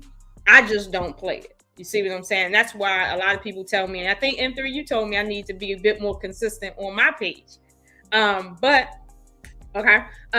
In real life, I have other things I'm involved in, and time be an issue with me. And when I put content out, it's something that I wholeheartedly stand next to. It's something that I've thought about, I've researched it, and it's something that I want people to get from me. So I'm not a content creator where it's like, okay, I'm really passionate about this and I'm trying to make $1 off of this. Yes, I'm passionate about it, but I don't do it to get money, because in real life I get money. I don't get money off of YouTube. Like not at all. So that's not what it is for me. However, for people who need YouTube money to pay their bills, yeah, they gonna pussy pop. They're gonna do a lot of things for some change. And here's the thing, I feel sorry for them, that they gotta put their reputation on the line. They gotta put their integrity on the line just to get some money. And I mean, here's the thing, I come from a different stock. It's like, when I think about getting money, I don't think about selling my soul. I think about being unique in a way that will get me what I want. You see what I'm saying? I don't think about, well, let me find a scam I can get into, or let me find, something that I can hook onto so I can get some money real quick because I just need some money. People can pick up on thirsty people like without really trying. So, again, if you're talented, it's going to show through. And if that talent leads you someplace where there's a lot of money, okay. But at the same time, you got to be ready for whatever comes from what you're doing, whether or not it's going to get you money or not. If you're true to it, stay true to it, period. Don't switch up because you just need some money. There's a million ways to get money. You don't have to sell yourself to get money. Like, you really don't. It's not that serious. Like for instance, what is it? Look at you. Hey, how are they any different than the OnlyFans 304s? Like, that's all you are, is you know what I mean? You a hoe for selling out your people. Yeah. It's the same. It's essentially the same thing, just a different platform, and we think of it differently. Like when I say, okay, I get online and I pander to a certain audience, right, so that they can give me super chats.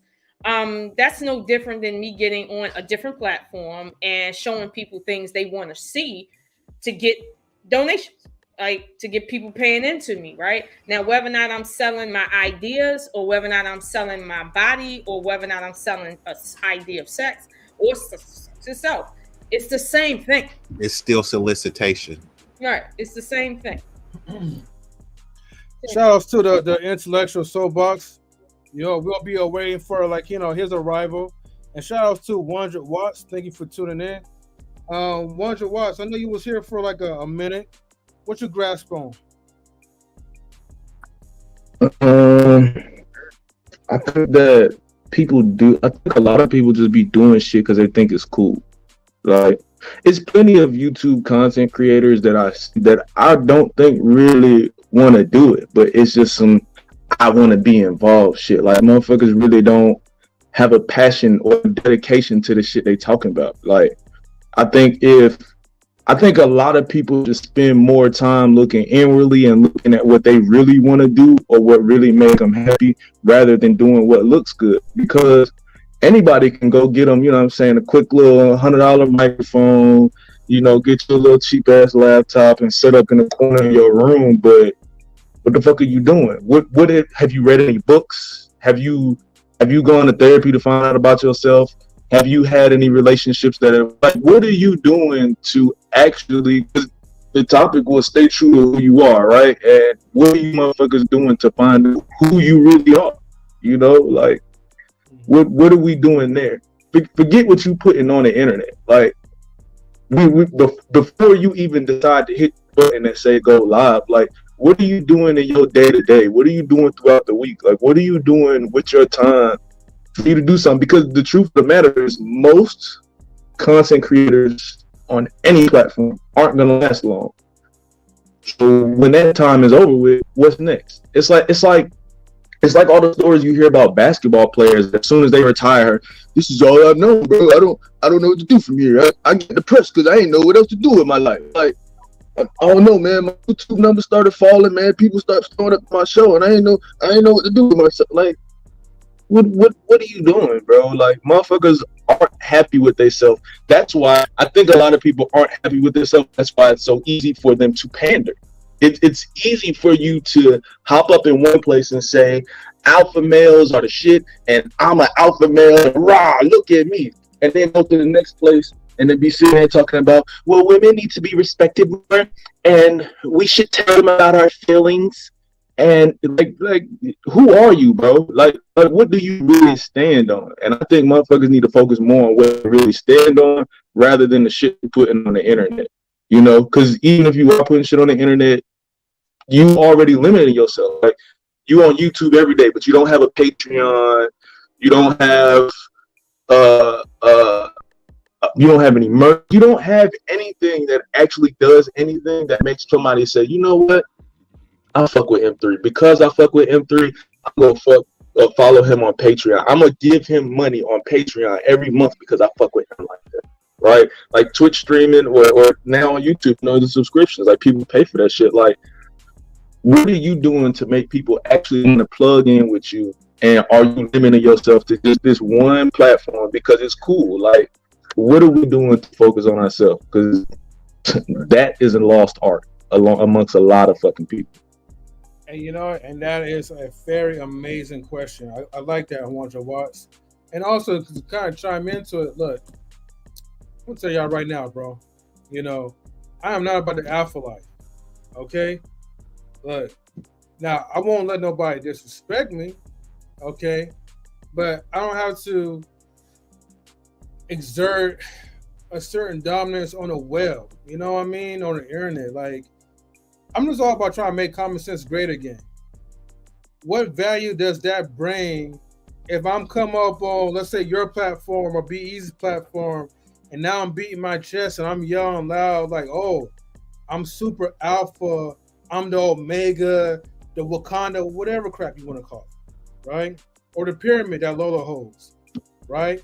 Wait a minute, but hold on. Here's the thing. Okay, y'all think it's a game. Y'all see this? I took that from the pyramid of Giza.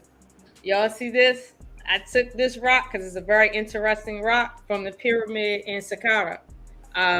That's Hold on, is this some witchery going on right now? No, that's not what this says. Okay, that's not what this says today. We just clarifying. Yeah, just clarifying. That's not what this is. No, I did actually take a piece of two different pyramids. I actually smuggled this out of Egypt, but just so y'all know. So smuggled means stole? Don't say that. Yeah, I had to smuggle it out. They are serious over there at customs. Gotcha. So you almost ended up like old girl in Dubai. I did. I really did. I really did. I really out there going, you know what I mean? I understand you only live once though, but you out here smuggling Egypt though? Hey, I had to have it wrapped up and everything because I was like, I'm taking me something from over here. So when I called you Miss Ocean Ninja, that wasn't no cap then. that was actually accurate. Got you.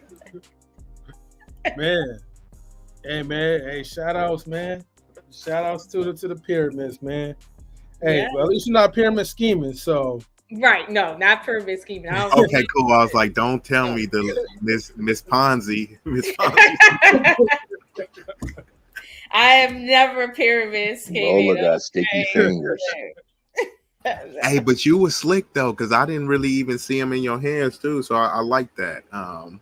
You know. Yeah, like, and here's the thing: I came across these rocks. Like, well, y'all know I was out there doing research, but I came across these rocks because it was like out of millions of rocks out there. Like, I just looked down, and these rocks had some interesting like shapes on them that I was like, okay, I have to take this. Like, I don't care if they. I'll deal with customs when I get there. It was some interesting shapes. So I'm probably gonna do a video on my history channel that I have. And probably talk about it, but so you was willing to take the consequence for your action, like them cats in Montgomery, Alabama, that jumped down and helped that brother. They was willing to go to jail over them fighting. So okay. Now I wasn't willing to go to jail, but I was willing to deal with customs when I got there. Like, I was willing to deal with them. Like, I wasn't going to jail, but it would have been like I would have cried if they would have been like, hold on now, Miss O'Shawn. You talking about you wasn't ready to go to jail? You said you were smuggling, which means you were stealing. Yes, which means you were committing a criminal act. Yes, they said you can't stand the heat. Get out the kitchen. No. You're committing criminal acts, but not prepared to go to jail. Yeah, I did a criminal act. I'm not prepared to go to jail. Hold on, Lola. Let me just say this: you do the crime, and what do they say after that?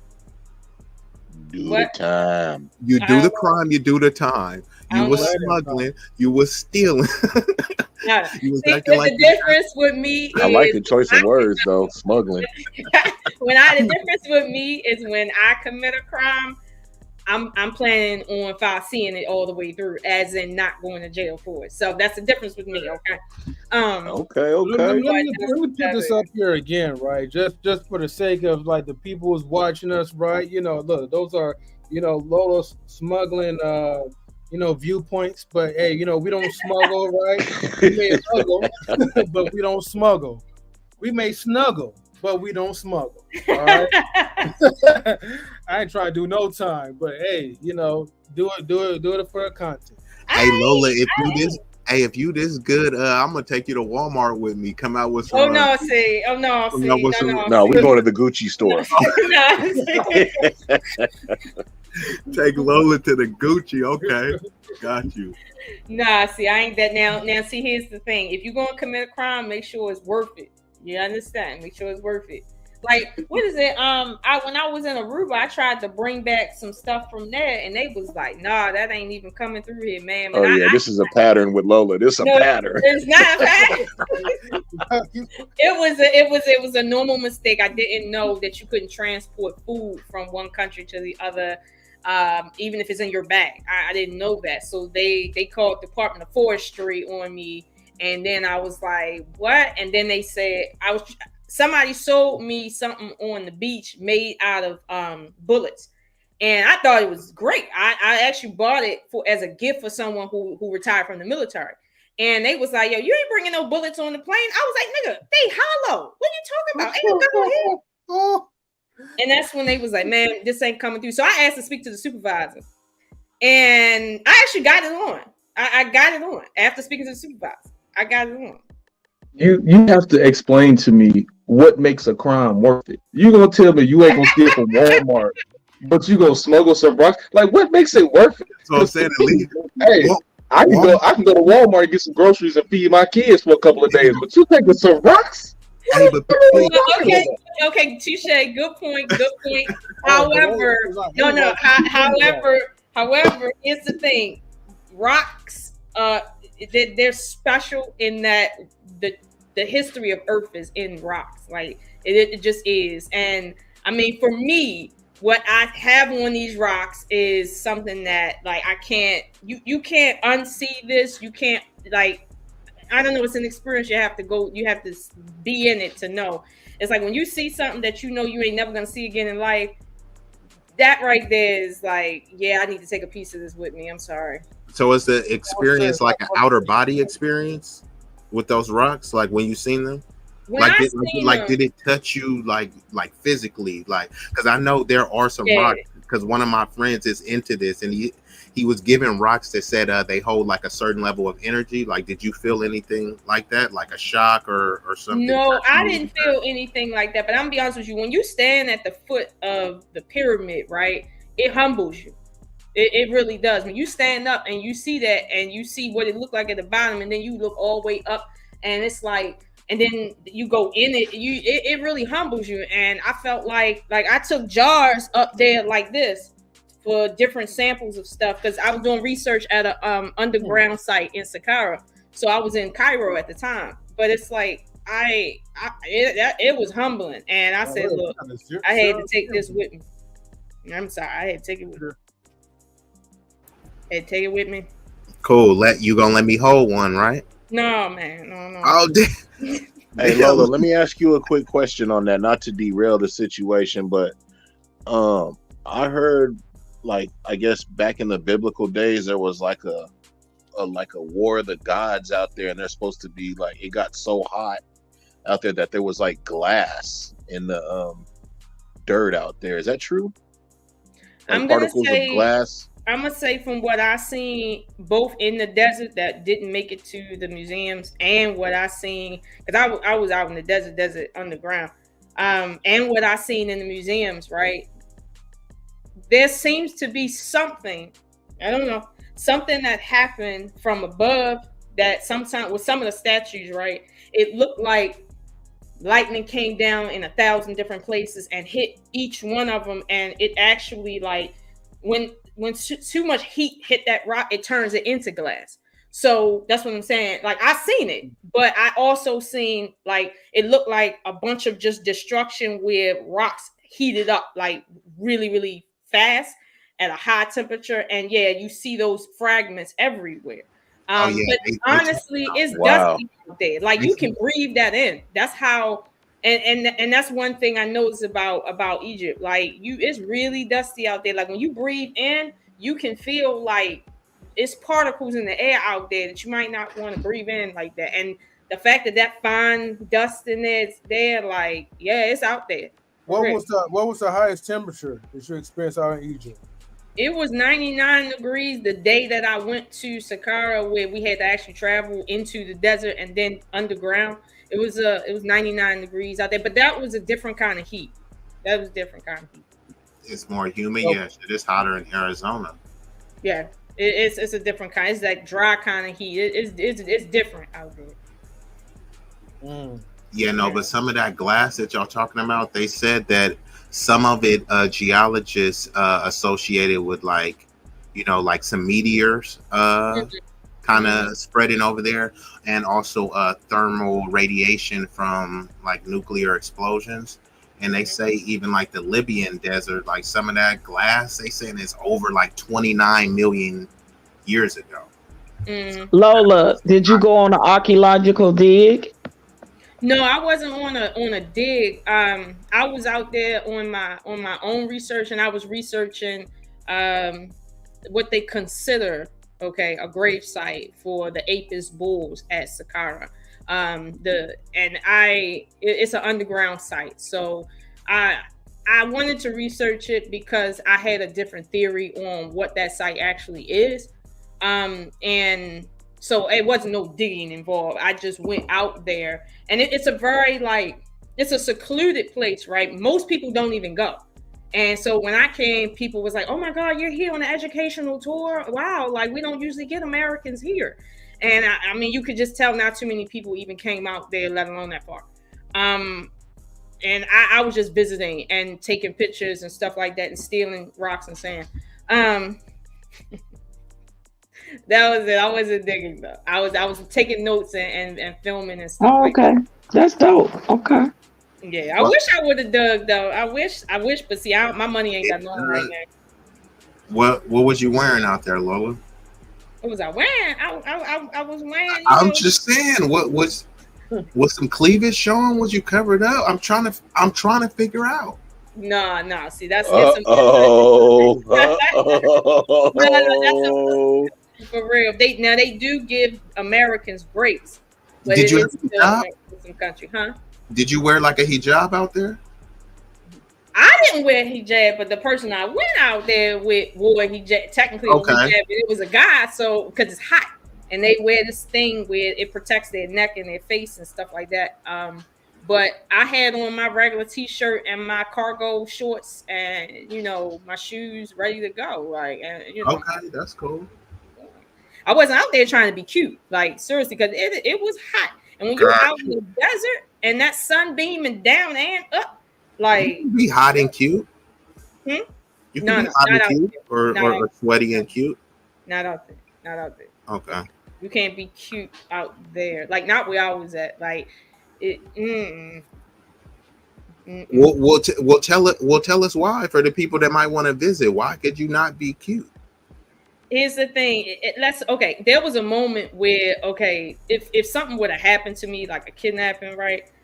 You would have died because of the heat, for real. You would have died out there. And so you can't be cute in a place where the environment itself, lets you know, listen, don't play with me. Yeah. Literally, the environment is don't even play. Let's suppose I would have been in Cambodia, up in the jungles. It's like you don't walk up in there with makeup on and jewelry and nice clothes and you walking tracking through that jungle thinking that you're gonna be good. It's like the fact that your skin is exposed, the fact that you don't know how to cover your skin, and for what you're gonna have exotic bugs on you, and then it's hot too, and then you got fungi that can just start growing in your clothes. It's like, no, that's not a place. You might get West Nile. The mosquitoes ain't no joke, right? And here's the thing: out in Egypt, they got snakes out there. And I seen them. They got snakes everywhere out there. And I'm sitting here listen, I'm an American. Are they poisonous? Are the snakes poisonous? I don't know. All of them poisonous as far as I'm concerned. Listening to y'all, you telling me I gotta choose between smuggling some rocks home or getting bit by some snakes. Now I'm playing at home. Shit. And don't wear that hoodie out there, bro. Nick, toss that hoodie. The hoodie might help me out there. The hoodie may help. It gets cold at night. It does get cold at night. You would need a hoodie if you were out in the desert at night. You would need a hoodie, but during the day, got you. During the day, it's fish grease. Basically, it's fish grease. Yeah, pretty much. I'm not even gonna play with y'all. If people make Egypt look like it's I don't know, it's something that is not. When you get there, you realize when you start breathing, listen, don't play with this out here. The whole time I was there, it's the air is so thick. I thought I was gonna see Orion's belt. I ain't seen that star the entire time I was there, and I was there for a week. That's how dusty it is. And here's the thing: from my house, Orion's belt is right there out my window every day. I went directly under it and literally couldn't even see it. That's how bad it was. And so, Egypt isn't what you see on TV. It's really not. Them pyramids is not what you see on TV. You have to actually go there to understand what you're looking at. So, M3, come back. Where you go, brother? Where you go, man? You went to get a sandwich. Lola, what about the transportation? How was you? I'm just eating. How was you getting around? Was you on horseback, camelback, Uber? Well, okay, where is that? I got said I was Uber. wait a minute. I was on Camelback. However, I just did that because I wanted to be on Camelback. But there's a lot of camels out there. But no, I had a private tour Private person that took me around in a car. I was like, you had your own camel? You Lola? No, I ain't have my own camel. Here's the thing, right? I was on a camel, and I realized out there that they don't care about animals the way Americans do. Like, they don't. Shout out to all my Egyptian people, but the way y'all treat y'all camels out there, I don't like that. Like, and I know I'm American, I can't really talk, but I don't like that. That ain't right, y'all. Before he go, I know he just popped in, but I am curious. You sound like you're very well traveled. So I'm curious as to what is it like. What do you start learning about yourself as you go to these different countries? Like, the more countries you start putting, more stamps you start putting on that passport. Like, what is it that you start getting for you while you're doing this? The one thing I learned about myself while traveling is to drop that idea, that American idea, right? So, like, when I first got to Egypt, I was pampered. I was staying at the Four Seasons, and like, I felt like, okay, riding through Egypt, I was at the old market, the one that people say, Jesus, grew up in. That literally is the old market, and I felt like, oh shucks, like I'm not used to this. I felt out of place. But after a while, when you start traveling, you start realizing, okay, when you step out of America, you are a student of the world. You are not an American. And the less you can look American, the better off you'll be. So, the less you don't come off like a typical American, not outside of America. Because here's the thing, I didn't know where the U.S. Embassy was. Like, I was just out there really trying to get my learn on. But if Lola, happened, I don't know. Lola, how long ago this you was out in Egypt? I went out Egypt actually last August. So how do they feel about Americans now? How do they view us now as Americans? I'm gonna be honest with you, not good. Not good. Yeah, I'm not surprised. I'm not surprised. I was out there, and here's the thing. Good reason. Yeah, they got good reason, but see, they already had pre-inset ideas before stuff got to kicking off. But now it's just kind of hardened.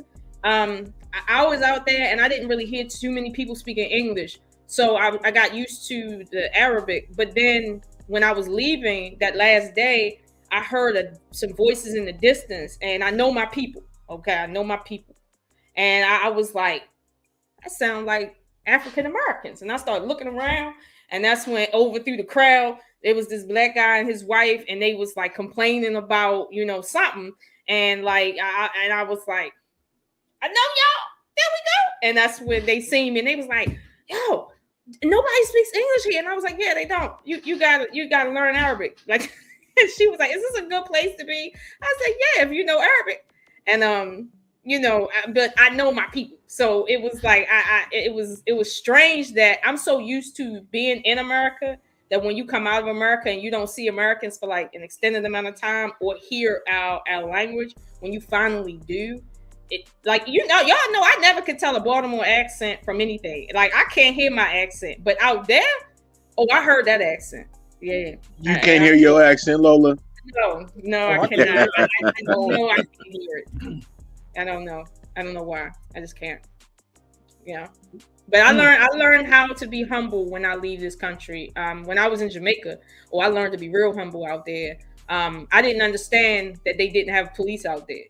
Ain't no such thing as police out there. I didn't know that. And I didn't know no matter how nice you come off, they don't trust you.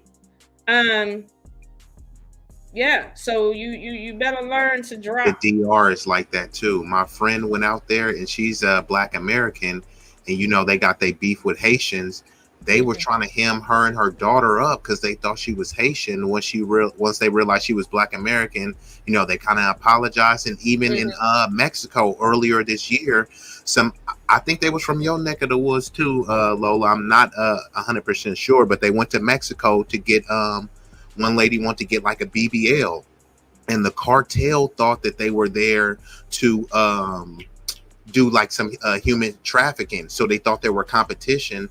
And they deleted 2 of the people. There was 5 of them. They tortured all of them. They said they accidentally deleted. Oh yeah, they were from Texas.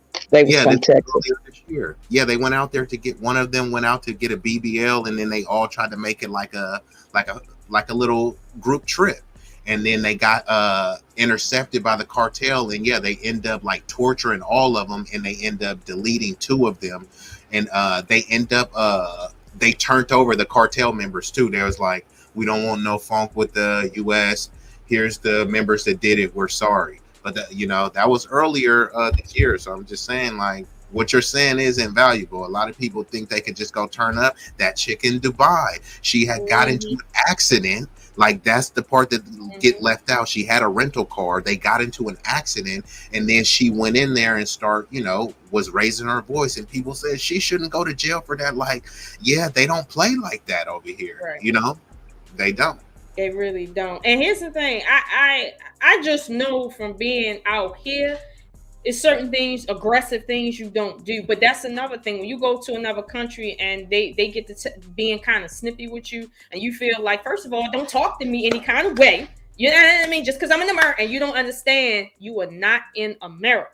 You're not. Even if you were in America, right? Let's suppose you were at the Iranian embassy in Washington, D.C. That's not America. The minute you step foot on their property, you are not in America, even though you were in D.C.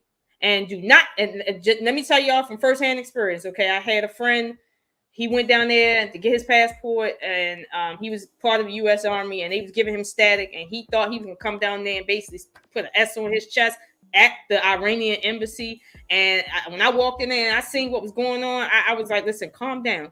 You don't know these people. Like, calm down. If it takes them 2 days to get you something simple, it take 2 days. Don't get the talking mess in here, because this ain't you ain't on American soil at this embassy. Like stop talking the mess. I get it. We in America, but not really. So like, people forget. I don't think that matters. I don't think it matters. I think you could be in the middle of Chicago. If you take your ass to one of the Italian neighborhoods and you think you got to be sweet talking like that in America, on American soil, once you get to a certain area and certain people, like if they actually fucking with each other, you know what I'm saying? My next door neighbor watch my kids while I'm working type shit. Like, here's some type shit. Like, don't think you got to go in the people neighborhood. I'll fuck that. You gonna get my food right. All right, you gonna get your ass beat. Keep playing. Keep playing. The same way you can't just be going to people's hoods. If you from the East Coast and you decide to take your ass to California, you walking through the middle of LA thinking you're gonna talk slick to people, get your ass beat. Right. Get your ass beat. Right. It just overall, people just need to find a better way of communicating, because boy, you never know who you running into. You never know what they're about. Like, especially when we're talking about people of other cultures, you have no idea who nephew might be, or whose son, or whose daughter, or something that might be. Like, you need to figure out how to communicate better, because you can get sparked off on. It don't matter where you can be in this country, another country, or in the middle of bumfuck nowhere. Bumfuck nowhere. Real quick, everybody, right? I gotta give a warm shout outs to the best network manager on knowledge and relationships. Hell, even in his own channel too, though. I gotta give a shout out to Mr. Best in the World 84, man. Appreciate you, brother. Appreciate you. Y'all can keep building, man. I'll come in when they need to come in. You know what I mean? I shoot when I gotta shoot. You know what I'm saying? Superstar status, holla. Yeah. Hey, Mr. Best. Now look, I'm gonna just say this though, right? What's up? I'm gonna talk a little less, right? Because I know, like, we got a good party going on, and honestly, I'm just intrigued to listening to like the conversations I love the way how you smuggle like good goods, like Lola. You know, keep it up since there's no police around. Hey! You When know? listen, you just got to pick your battles. When I was in Jamaica, there was a guy there who was a criminal, and he had just got out of jail, and he needed some money, and somebody was trying to rob me. So I gave him $20. I don't know how much that equaled in his money, but I just gave that man $20 and said, "Walk with me through the city." And that man walked with me, and he pulled his machete out, and somebody was like, "That bumble guy, I robbed that bitch." And that's when he was like, "You robbed nobody." And that's when he pulled it out, and it was sharp. And I was so glad that man was with me.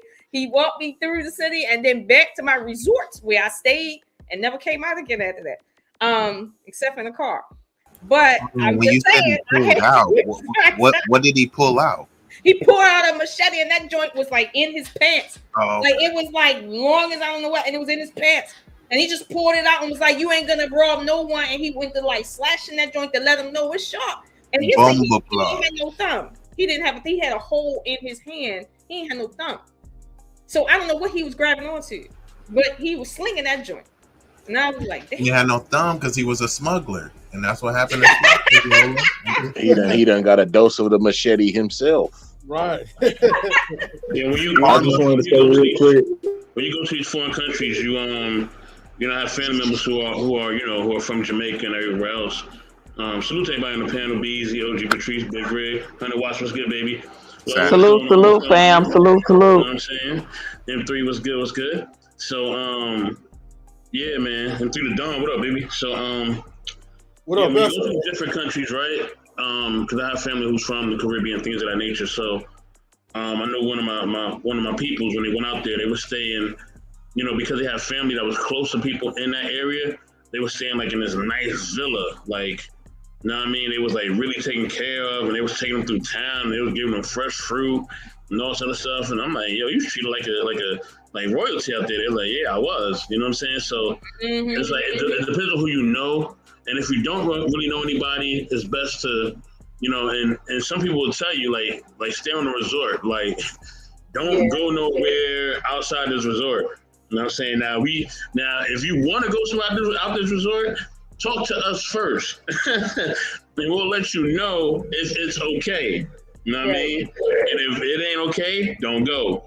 Like they'll tell you, like certain parts of town, don't be around at this time, or don't be around, when the sun goes down or whatever. Like they'll keep the G with you. You know what I'm saying?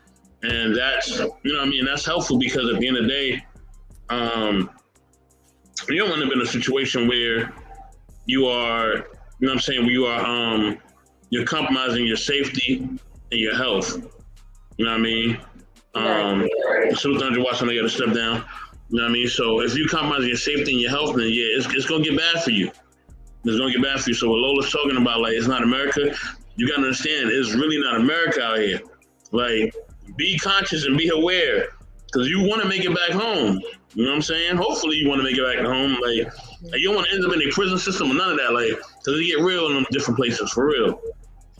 And keep in mind, the only reason why I opened my mouth in Aruba at the U.S. Customs Office is because I knew who I was talking to was an American, and they was all Americans down there working for Customs. Now the local people was working for the local TSA, but there was Americans at the Customs Office. So when they was like, "Well, man, we not dealing with this," and I was like, "Hold up now, hold up, you listen to me now. These are my bullets." And that's when, because we're Americans, we kind of understand each other when we get turned up a bit. But then granted, they did give me my bullets, right? And they gave them to me. But then next thing I know, I got searched by a dog. And then I got searched again on the plane. Then they called me off the plane and wanted to search my under armpits. And they was like, "Oh, we gave you your bullets, but we're gonna make your flight real hard." Like, I mean, as Americans, we know how we is. But outside of that, I'm not running my mouth, especially in the Middle East. No. I'm humble, Shaitan. But see, like that, and this is the funny part, right? Because we know how to control ourselves, but because we have so much liberty, Yeah. We actually full instead of like using that as a tool, right, to appreciate the freedom that we have. Correct. Right? Yeah. And then, of course, you know, then they gotta make us as an example, right, for the ignorant ones, right, that bring America over to Dubai or over to Egypt and other places, and then you get the reality like smack down, and you can't. And this is something that, because you have to understand this. I don't know why Uganda was on my mind for a second, right? But I'm gonna talk about this. Like, okay, remember there was a time where Obama was trying to push, like, okay, LG, you know what I mean, the community rights, you know what I mean, the African community rights to Uganda, right? I remember that. Yeah. And forgive me, I'm not really good with acronyms, right? I'm trying to work on that. But the point is that, like, okay, now you already have laws that's passed, right? That to America is a beautiful thing for people to fall in love with whoever they want to fall in love with, because now they have that liberty. They're not restricted as far as, like, oh man, like so and so is a man and he want to be in love with another man and get married to, or such and such is a lesbian, but she want to get married to her partner. Now you have those type of rights. Cool. You have something accomplished in America, however you want to look at it. But Uganda is not playing in those type of countries. They'll let you know. Don't bring. You can talk about politics. You can talk about economic goods, but don't bring your personal belief. Even though at one point, President Obama, right, you was against that type of right, and then all of a sudden, you know, maybe money started flowing in allegedly, and you took your tune, or maybe over time you had to change your heart. But the thing is, you can't spread America to other places that they're gonna just tell you, look, we ain't down for that shit, you know, and they'll be straightforward with you. And people got deleted by bringing Americanized mentality over to a country that they don't belong into. And this goes back into the passport brothers, which I'm going to talk about next, right? Because this was something that B-Eazy talked about when it came to those Latino women. So if you're a guy, and I know he brought Austin Harmon, but, you know, I'm just going to say in general, right? If you're a guy who's making content to ridicule Americanized Black women in particular, and you're trying to give people a reason to go out of the United States to pretty much integrate with a different culture, a different breed of people that don't even really give a damn about you. That's the other thing that you guys got to understand.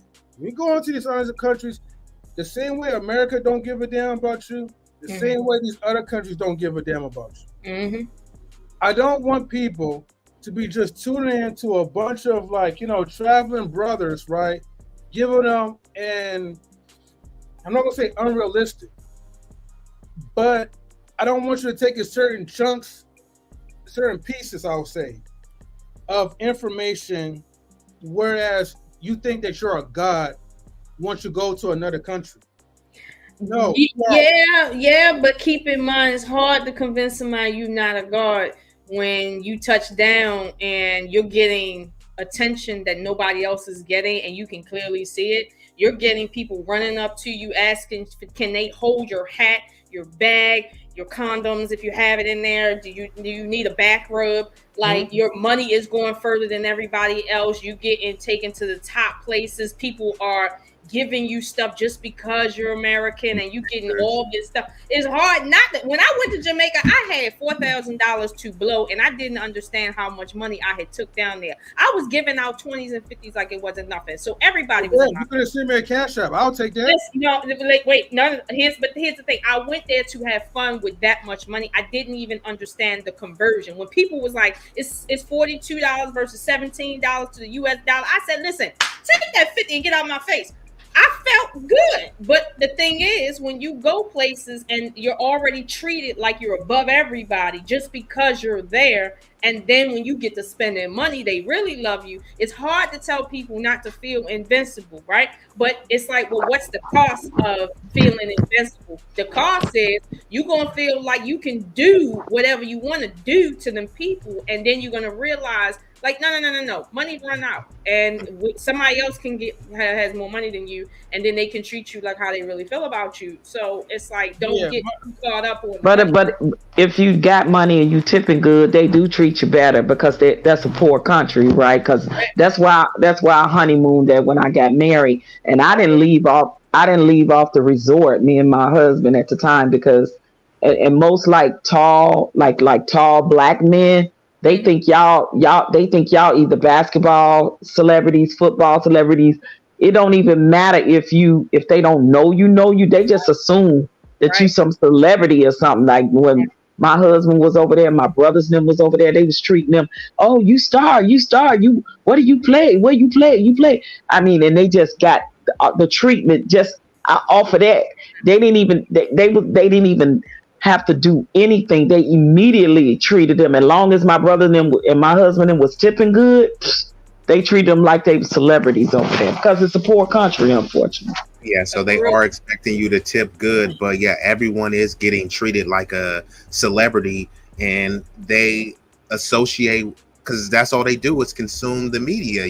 That's why everybody want to say nigga this, nigga that. They want to dress a certain way, gold grills, jewelry, all the stuff that seemed like, oh, this is debaucherous or depraved, but they kind of want to, in it's kind of a gift and a curse, because when you go over there, some of it is a bit of kind of like a commodity, like they see you as yeah, and them fine Jamaican men was after them single ladies because they was literally, and listen, this story is true, especially back when I got married years ago.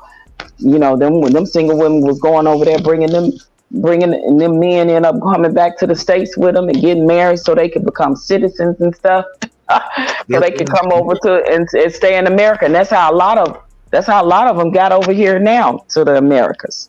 Yeah, they're doing that now, but a lot of them, and it's not just women doing this, but specifically in Jamaica, a lot of women do go down there, and even in Africa, because Africa has the youngest population in the entire world. So a lot of people go out there, and this is kind of how it distorts reality too, because all they'll see is black faces, and then they'll send the missionaries in as the white saviors, right? All they'll see is black faces, and then they'll send in, some attractive looking non-black women who are treating them like Mandingo warriors, right? And then that's why as soon as they get to the States, like OGPatrice says, the first they be looking for Becky. They like, nope, I came from a country that's full of people that look like me. And it's almost like the forbidden fruit. So there is a bit of a distortion there. And then that's why I said with the commodity too, when you go to Japan, these other places, even though out here, people's like the black culture is toxic and all this stuff. When you go to these other countries, they kind of got rose-colored glasses for that stuff. Oh, NBA young boy. Oh, this type of stuff. Like they may know that, hey, look, my culture doesn't represent this, but it's kind of like something that's taboo. You know what I mean? That you want to try. And many of them are like, hey, look, I want to try this. I'm gonna try this. They don't fully see like a future, but they know, look, I have the opportunity to do. If I say, hey, look, do you want to drive this Lamborghini today? They're going to be like, yeah.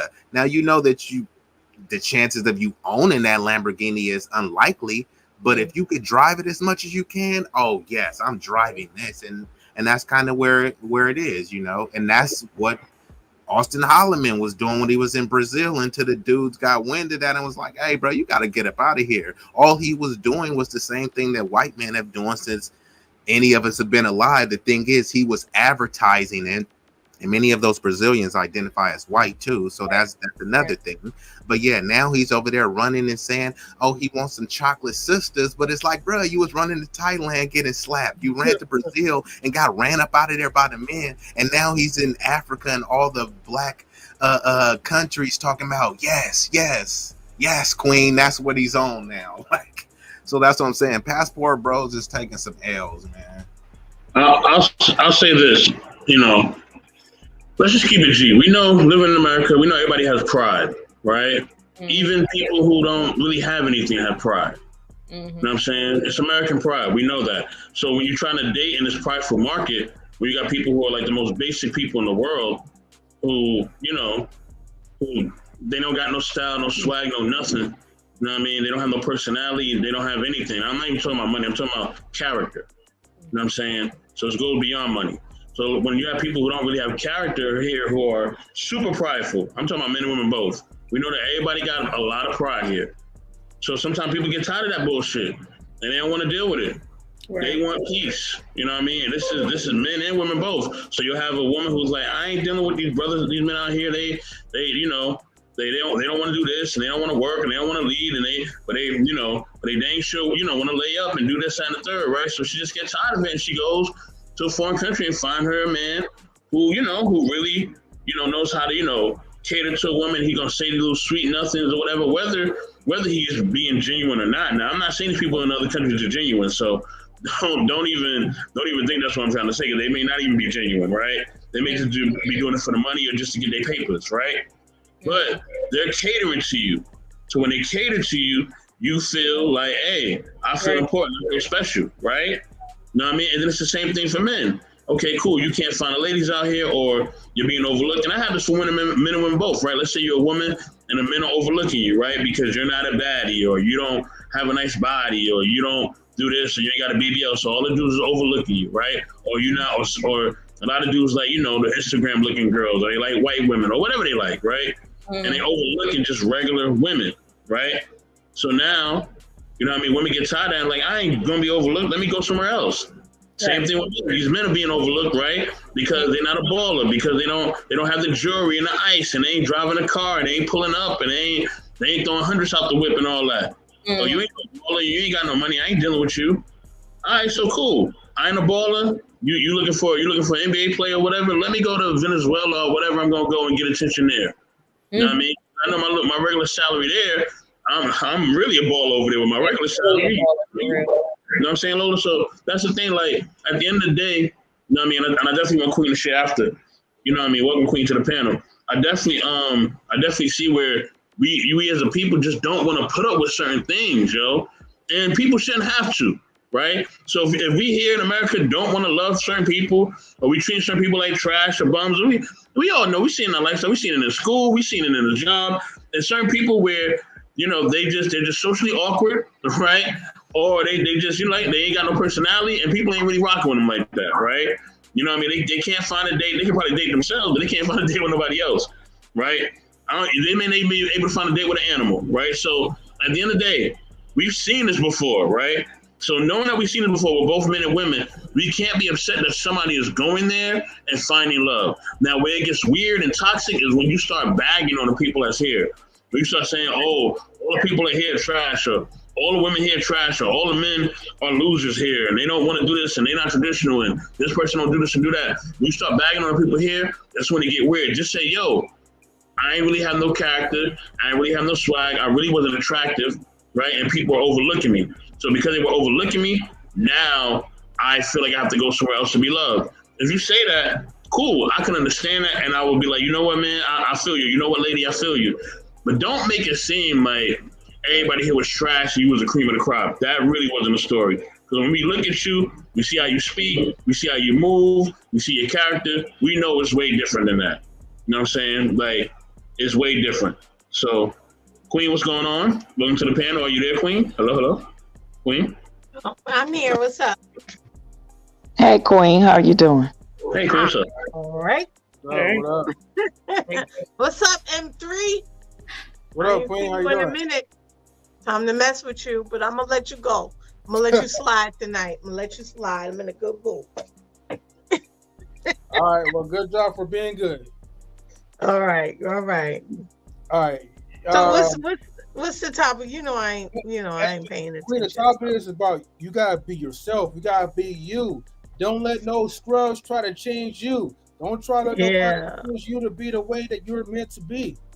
Be you. Point blank. Period.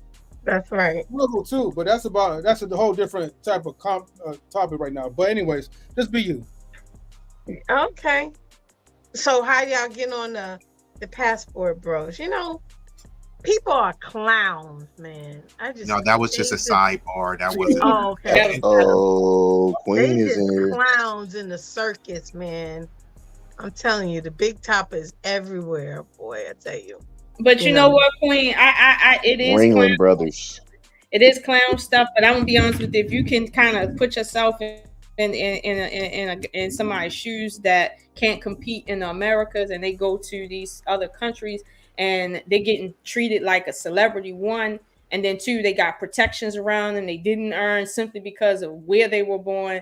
Then on top of that, all the women is fighting for just to be in front of them. Whereas in their home country, they can't get the attention of nobody. And then suddenly people lined up for them.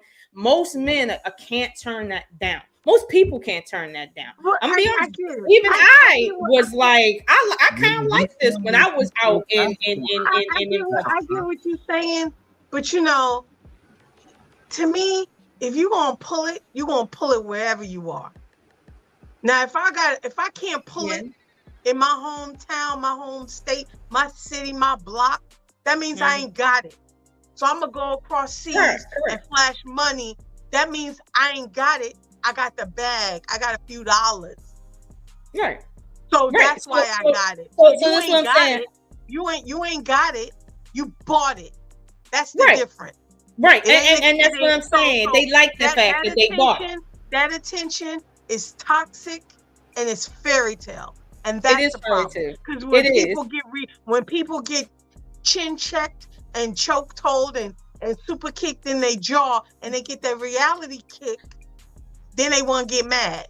Don't get mad because you wanted to play games. You ain't Hulk Hogan, baby. You can't jump from the top rope. Keep it simple. If you can't catch it in your own city, you can't catch it. You shouldn't be fishing. You shouldn't be fishing if you ain't got no pole or no bait. But the Queen, hold on. Go in the corner, go under your rock, and check yourself. Get yourself together, because there's no way in hell all these people in America and you can't pull nobody. I got you. That's a sad woman. It you can get anybody. It depends on what you want. So you can pull them. You can pull the homeless, toothless man. One more time, M3. You can pull them, right? It depends on what you want. So stop playing yourself. The only reason why you getting that is because they don't know who you are and they don't really know who you are. They think you balling because you got a few C notes, but you ain't got no money because you living in your mama basement at home. So don't play yourself. Don't play yourself. You saved up all your checks and you went on your little vacation, so you balling out, knowing you broke, and every Fendi, Louis Vuitton, Versace you got on is fake anyway. You bought it from the bootleg man down the street. So don't play yourself. Don't play yourself. You a clown. Y'all clowns. Clowns and clowns. Queen, we're not saying that. We're not saying that these people are finding people that's genuine, right? They may be finding people that's genuine, or they may not be. You never know, because there are people who have gone to other countries and they've actually found somebody that cares about them, right? So there are, the results. But you have to understand that just because one person found somebody, that don't mean that you're gonna find somebody. Right. It doesn't mean that. I'm just saying. It's like let me use an example. It's like YouTube, right? So YouTube, one person tries something, right? It's successful. Like I said, people been chasing a dead man for almost 2 years now. And I'm gonna say it again. You're never gonna be Kevin Samuels. None of y'all. Okay? I just want to keep that out there. Keep it G. You'll never ever be him. Ever. Okay? He was it and that was it. Let it go. All right. But some people they'll hang on to things because they think that it'll work for them. Right? They see somebody else doing it. Oh, I can do it too. Maybe. You know what I'm saying? But you understand, their relationship is their relationship. What they have and what they created is something they created on their own. You know what I mean? And you can't, unless unless they're gonna clone that person, or you know what I mean, like that person has a bunch of family members, or you know what I mean, who believe in that, who believe in being traditional and believe in being with being with a person that's traditional, then yeah, it'll work. But if it's not that, then guess what? It's not gonna work. So or you may have a different result. So that's the thing. The results are gonna vary depending on the person, right? You know what I mean? And it's like, you know what I mean? It's like a new flavor of the month. You know, a couple of people found, I guess, a bunch of submissive women in these other countries. And they, they're like, oh, yo, we can all do it. It's like, nah, some of these women and some of these men too, right? They really out to get you, but you don't know that because you're seeing the other, you're seeing the nice side of it. You're not seeing all sides of it. So yeah. I want you to say this, okay? Look, I know, probably like a couple people, like Kevin Samuel was like, I like him too. But I'm going to be completely bluntly honest, though. If Kevin Samuel was still alive, he would not be enough to save you guys. I'm just being honest, totally 100%. Because you guys look at him as if he's like the Black Jesus. They're actually going to just save all your life's worries. The messed up part that it took his death to pretty much expose how weak a certain community is. The community is very fragile, okay? And the reason why it became fragile instead of becoming a strong foundation is because you only came based off of the wrong intentions. You came off of self-hate and hatred towards women. So you used him as a guy to pretty much clap back at other Black women. Instead of using some advice, right, that can actually help to improve your lifestyle, to help you to become the man that you are. So that way you don't have to complain about certain quality type of women, or I should say superficial type of women, because that's what y'all looking for anyways. So instead of absorbing advice, learning how to be a structural man and getting the tools and keys that you want to get married, it only took certain aspects of saying, well, see, this is why I can't date Black women. This is why, see, Black women have attitudes. They always come on as pound. They always be competitive. But what are you doing, again, man, to help contribute into a situation where there could be a level of peace between both men and women? So if you see something that you don't like, but you keep complaining, but you don't take no action, how can you consider yourself to be a high value or alpha or a man that dominates and leads? You're just sitting on behind the internet just typing letters until somebody actually come catch a fade on you, and then it would be a whole different tune. But M3, the thing, hold on, Lola, 1 second. I'm be quick, I promise. The thing is true, right? It's also that comparison factor, right? Oh, Kevin Samuel's doing it, so I can do it. So Fresh and Fit got 1 million plus, so I can do it. No, you know what I mean?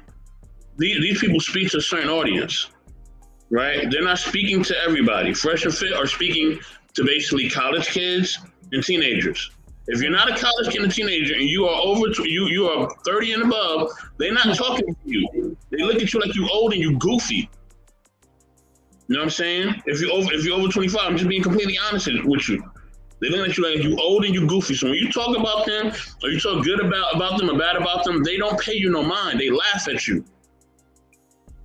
Because they getting it, and you're not stopping them from getting it. Them girls still gonna come up to that show. They still gonna be talking they talk. Some of them still gonna get kicked off. Some of them still gonna stay. It's not gonna change. You know what I'm saying? Because they found their audience. Now eventually they're gonna age out, right? Them girls are gonna get older. That audience is gonna go away. They're gonna age out, and then they're gonna move on to something else. Or maybe not, right? Maybe they'll stay there forever. Maybe that's their generation's, you know what I mean, what they like. Remember, back in the day, we like Jerry Springer, right? We like Ricky Lake. We used to watch that stuff all the time. That wasn't the most wholesome, nice stuff. You know what I mean? It was entertaining. You know what I mean? But it wasn't wholesome. But now these kids now, right? Not only can they watch the internet, but they can be a part of it. So now I can go up to Fresh and Fit, right? If I'm a woman, I go up to Fresh and Fit and be a part of it. Back in the day, if you want to go to Ricky Lake or one of them shows, you had to spend some bread or they had to invite you. You know what I mean? Like, it was a process. Now, all I got to do is just show a couple of pics on Instagram and boom, Fresh and Fit calling me up. You know what I mean? So that's the thing, man. Like, it's a different generation. You know what I mean? So that younger generation that's below 30, they move a different way. You know what I mean? Kevin Samuels was talking to, when he was doing his thing, he was talking to a certain economic plateau. If you did not reach to that economic plateau, or you were not a part of that economic plateau, he wasn't talking to you. You know what I mean?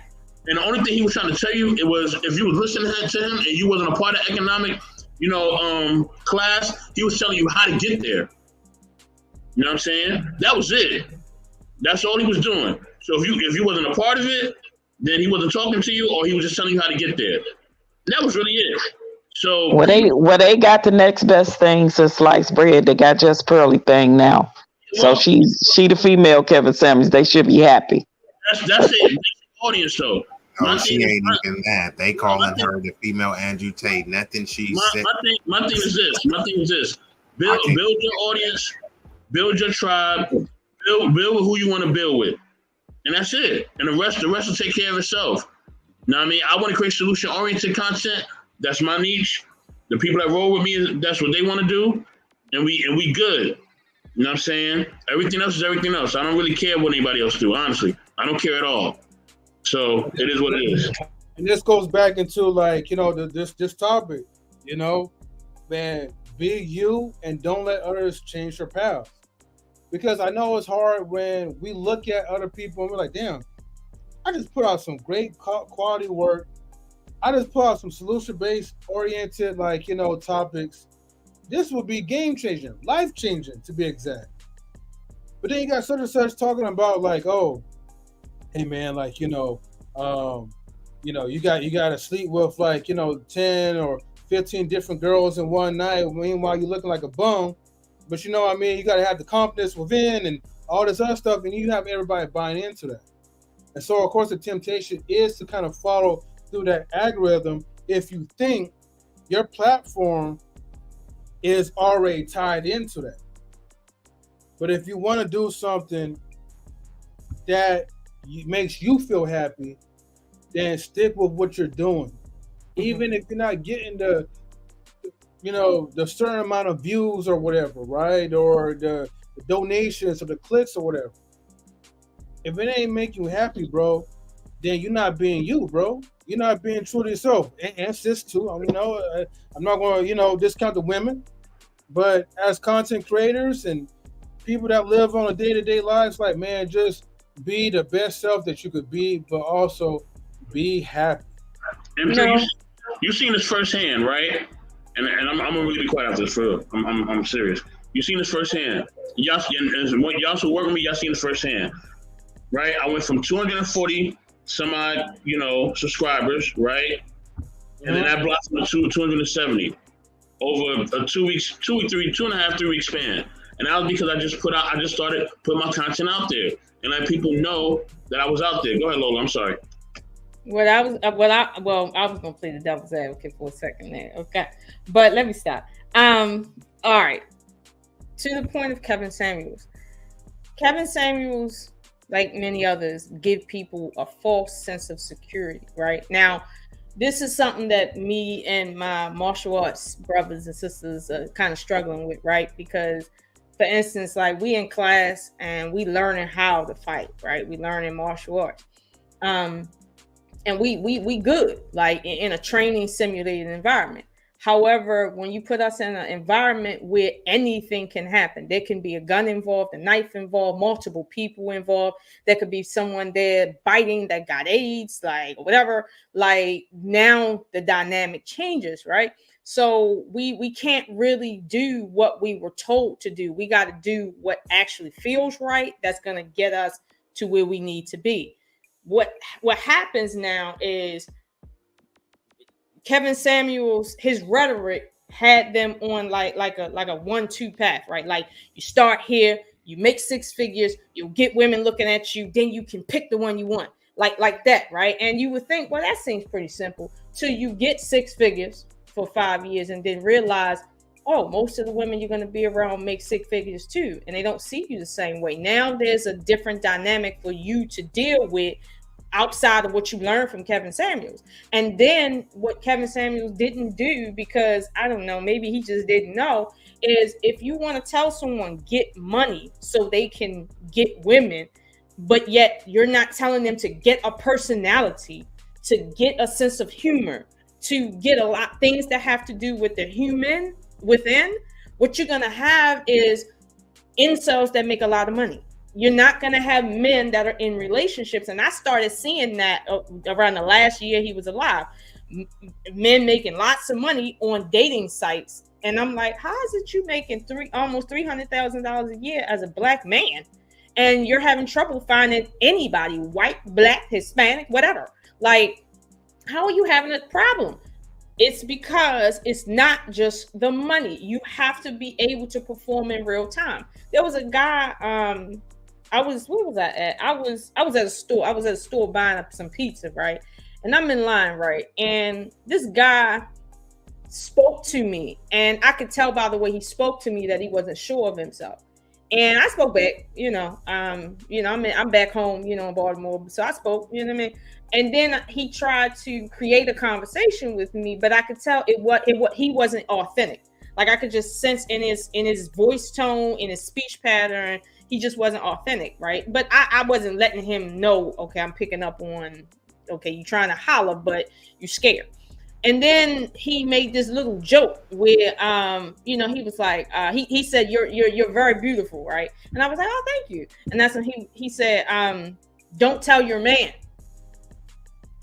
But it was the way he said it that was like awkward as hell. I'm looking at him like, okay. Like, I didn't laugh at it. He hit you with the fishing line. Right. And I'm sitting here like, so somebody told you if you do that, I'm going to respond a certain way. And then you're going to have me. But in real life, they didn't tell you that my sixth sense and my womanly spidey senses, they didn't talk to you about that part. So that don't mean he wasn't authentic though, Lola. Right. Hey guys, real quick. No, he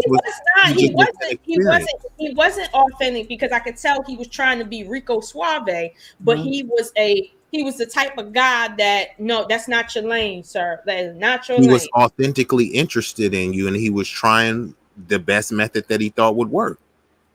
Okay, here's the thing. I can't judge you with that fishing line. I can't judge his internal feeling, right? But when he projects out, right, I can sense in my own womanly ear a guy who is scared of me. I can sense that. I can sense when he feels I'm better than him. I can sense when he overly thinks I'm beautiful. Because don't get me wrong, I don't think I'm ugly, but I can sense when a guy really got a sense that I'm so beautiful, and I strike him really hard. And I'm sitting here like, dude, you don't see me when I wake up. Like, the fuck? Like, I'm not that cute, but what the fuck?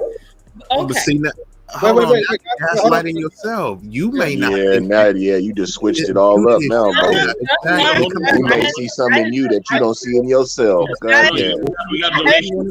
Hold on. We got donation. Hold on, y'all. Guys, hold on for just 1 second. I don't want her to leave real quick, but I gotta give a shout out to Hanifa because she gave a $10 donation, and I want to make sure that if you're still tuning in, Hanifa, big salutes to you. And also, I'm going to play the Super Chat song real quick. So, courtesy of B-Eazy for making it. Your viewership of the stream is highly valued, and we appreciate the support.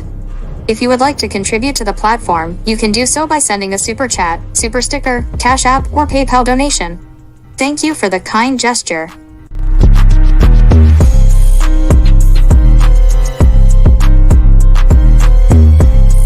Appreciate the donation. I can't thank you enough.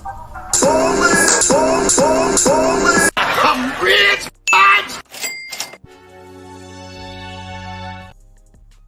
Hey. That's due respect. Hey, much respect to you though. But thank you so much. Ashley Larry Heavy rolling. Salute. Why not? There's no question for Lola. Why not just tell him? And I think this is where communication comes in, right? Why not just say, you know what? Hey, bro, I know you want to conversate or you're trying to have a conversation with me, but this is coming off as awkward. You know what I mean? You're whatever you're trying to do, it ain't working right now. You're being really awkward, like, and it's making me not really want to vibe with you like that. You know what I'm saying? I think we got to start having those honest conversations amongst men and women.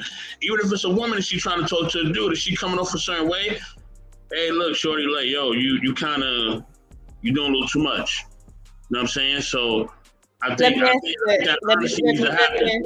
me answer that, right? There's certain things, right, that no one can tell you about life. You have to actually experience it. It's a certain vibe, right? I can't tell you what a vibe is. You just have to be a human and know what it feels like. It's like me trying to explain to you in words what ejaculating, like coming, feels like in words. Like you'll never experience that through my words and your imagination. You just have to feel it and be in that moment. It's certain things I can't tell a guy about how he's coming off to me. He has to feel my energy and understand that unspoken dynamic between male and woman, human and human. And he has to be able to move within himself based on that. And it's like, I had to go through it too in a different way in my life early on. But it was something nobody could literally sit me down and tell me and teach me. It's like trial and error in a way that is above just the mundane, like everyday stuff. Like somebody can tell you wear nice clothes, right? But nobody can tell you how to walk in them clothes so that people believe that those clothes look good on you. Like this is what I'm saying. Somebody can give you basic information, but it's a certain level to which no one can tell you. You just have to know, and that takes time and trial and error. The fact that I just said, goodbye and left that, and I'm single, right? And don't get me wrong, like he wasn't my type anyway, but still, I'm single, and I still walked out. That should tell him, okay, what did you say that made her feel like she could do without the conversation? It wasn't what he said. It was his authenticity in it. I knew it wasn't him. He was trying to be something that he wasn't. I knew it wasn't him. I could feel it off of him. It's like you trying too hard. You talking a certain way. You making jokes that don't fit your personality type. And trust me, y'all already know I'm sensitive about certain things. And I'm like, I can sense off of you that something is wrong. Either you think too highly of me or too low of yourself. One of the two. Something is wrong. And that right there, humans pick up on that real easy. And I don't know, here's the thing. I'm just trying to get my pizza and leave. Okay, I'm in Baltimore. Remember that. He was trying to get a slice too, a different slice, but he was trying to get y'all both was trying to get a slice. You don't get no more authentic than that. Good, B-Eazy. If somebody's into you, I don't think that's a bad thing necessarily. And I always tell people this, like, if you really want to get to know the opposite sex, you need to talk to somebody of the opposite sex. Like, I'm a man. I don't know everything about women, right? But if you find a woman who you can find as a friend, or maybe she's a married woman or whatever, and she can give you certain game on how to move and how to talk to them, because she is a woman. She knows how a woman thinks. She knows how they move. She knows what their perception is. And that's how I got a lot of my advice too when I was single. I had friends, within a certain church group. I would talk to the husbands, also talk to the wives, and they would give me insight on how to deal with women. They'd be like, nah, she ain't gonna like that. I'm like, what? Like, no, she's not gonna like that. How do you know? I'm a woman. Women don't like that type of stuff. You know what I'm saying? So it's certain things that men, we ain't gonna pick up on. We just not gonna pick up on. It's not gonna happen. Just like if it's a woman, if she's talking to her brother, or she's talking to another man in her life, right? Like you talk to your dad, right, Lola? Mm-hmm. And your dad gives you certain things about men, right? Mm-hmm. And you're like, oh, snap, okay, so that's why he did that. You know what I mean? But a woman ain't gonna be able to see that. She ain't gonna be able to tell you that. She ain't a man. She don't know. But a man gonna know another man. Mm-hmm. You feel me? So, I agree with you, but to the point of the authenticity, this is something that Kevin Samuels and several people don't talk about when it comes to, if you want to garner a woman's attention, right? You have to be authentic in whatever you're doing. But the problem is you have somebody who really, their speed is X, right? But they want to go for Z. Like that they want to go for that Z girl, right? That stallion type of girl that they see as top grade. Meanwhile, that's not their lane. So they're trying to be something in a lane that they're not. And my thing is this: if you're the type of dude where you kind of socially awkward, you're only comfortable with people that you know, you don't like having to, you know, be more than what you are, and you're very much an inward person, you know, a homebody, whatever the case may be. Don't go for the A-type personality that all the top 10 guys are going for. That's not your lane. Find beauty in the women that are in your lane, because those are the women that are going to be receptive to you. Like me, I judge men based on how I grew up, based on my father, based on my brothers. Like this is my measuring stick. That right there was not even on the scale for me to even measure for what I came in contact with. And that's not his fault. But it's like, this is what he has to deal with in real life that Kevin Samuels ain't going to tell him. Kevin Samuels ain't going to say, what happens when you meet a girl and she done had a father in her life, and the way he done brought her up, you don't measure up based on who you are. What then? She traditional. She had a father in her life. All of that. What happens? They need to chase those type of women so that, you know, because sometimes you got to chase those type of women so you can get hurt, right? You can so you can get hurt. You know what I mean? Yeah, you know what I mean? It's a growing pain. I mean, they do call it growing pains. Exactly. You growing pains. You get your little, you know, your little chesting, you know what I mean? Your little hit in the rib emotionally. But these people don't do growing pains, Mr. Best. They still up here talking about the women that turned them down in middle school. The grown women's that turned them down in middle school. So trust me, growing pains, people don't do those that. is coping pains. That's separate. That's separate, Lola. You said that's coping. Damn. I'm just saying. And hold on, Lola, I gotta say something, because you was talking about the gentleman who shot his shot. And you were saying that you, in your belief, thought that you were better than him, right? No. That was an example. Like, it wasn't. Okay. No, that was an example. But I just feel like guys like that, right? The type of girl he need is the type of female that, you know, she's socially awkward too, and she got like these awkward little quirks about her physically that that's in alignment with him. But he need a femcell. I don't know what that is, but the female version of an incel.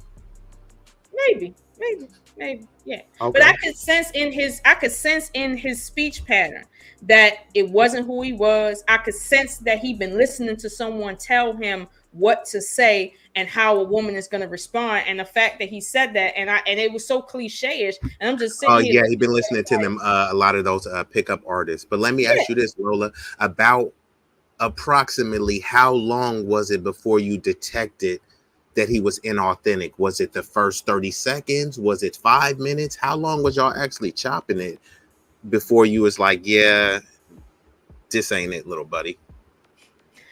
I picked up on the awkwardness before he even spoke. Like I walked in the room and he looked at me. It was like an instant thing. I could pick up on the awkwardness. But then the first like couple words that came out of his mouth when he said, what did he say to me? Hold on. How do you look at somebody awkward? Maybe had you heard of I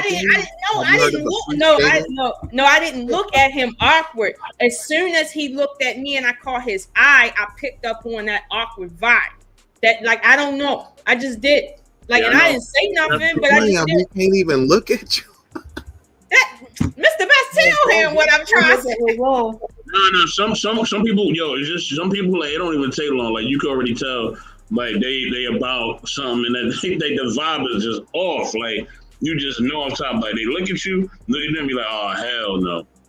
No, it's not. Lola, it ain't hard to tell. Lola, was there any point that you were nervous when you were in Egypt? Nervous? Yeah, like nervous. Did you have any awkward moments out there when you were in Egypt?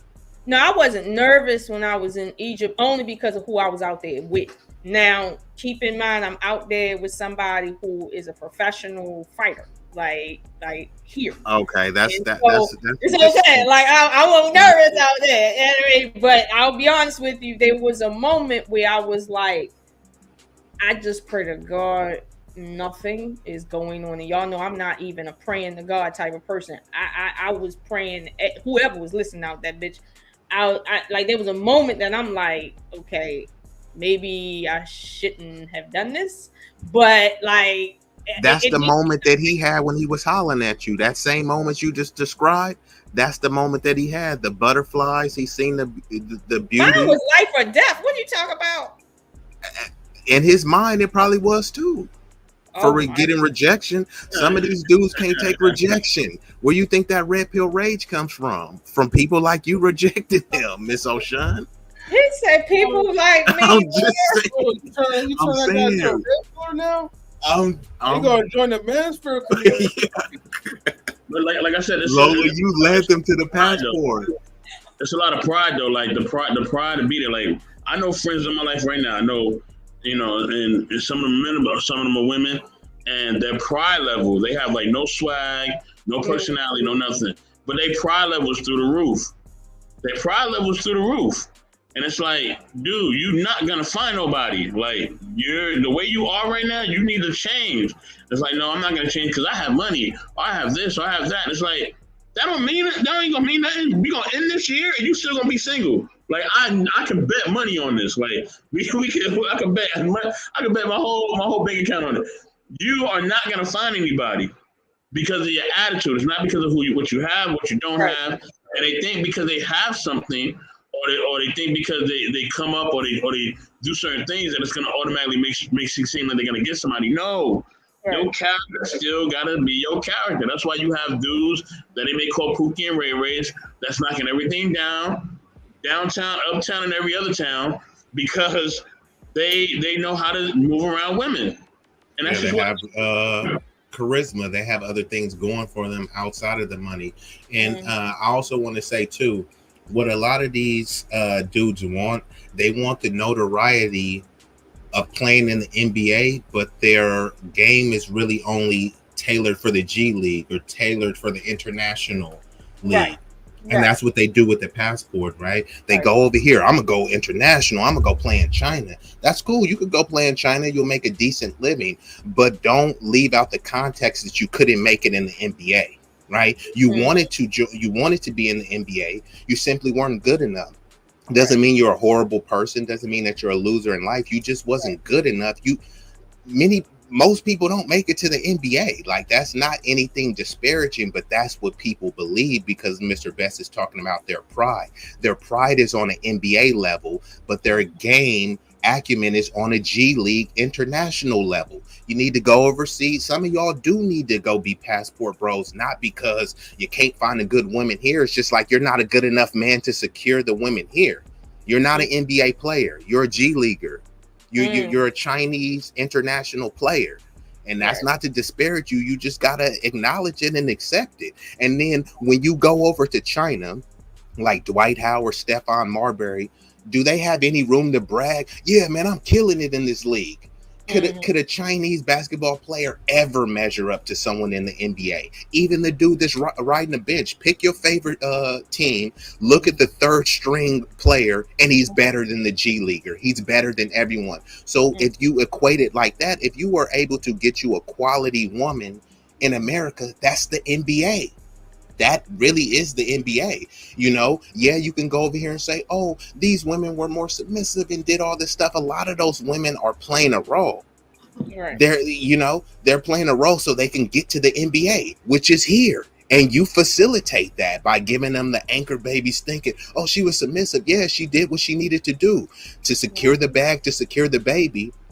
But just like when people get money, you know, there's the Pookie and Ray Ray and then the moniker of educated lame, you know what I mean? Yeah. A lame with money is still a lame. And that's what people. That's what I was going to say. Like, if that's what you are, with or without money, right?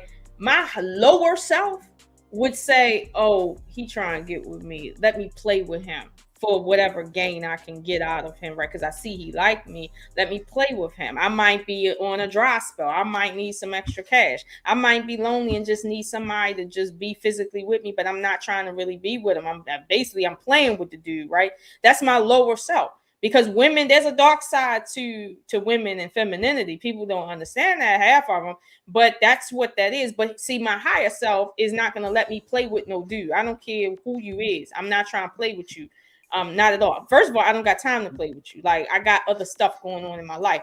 I'm not doing that. Like, if I'm not feeling you, I'm not feeling you. If I like you as a person, but not like that, you gonna know. So I'm not finna play with your time. I'm really not. So that's me. Those are my ethics. So I couldn't do that. But here's the thing: I don't feel comfortable telling people in that moment, right there, like in the moment, just stop everything and say, dude, I know you're trying to holler, but here's why you can't holler at me. Because you come off you look like your speech pattern is your voice is too high. I don't feel the bass in your voice. You're looking at me like you're scared. You're looking away like you're not confident. Like you treating me like I'm too good looking when I know I'm not, which makes me wonder, are you lying to me? Like you telling me I'm pretty, and you see that I probably hear that a lot, which is not a unique thing. Like you doing the pickup line thing, and it's like, that's old shit. Like, what the fuck? Who trained you to pick up girls? Your little brother?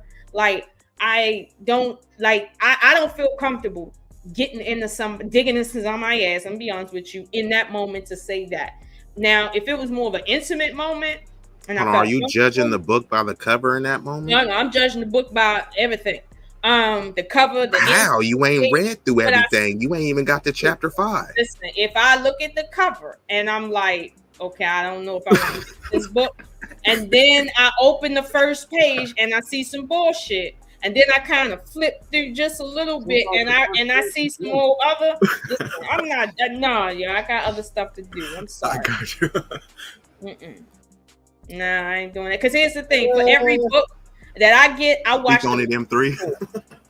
I watch reviews on my books.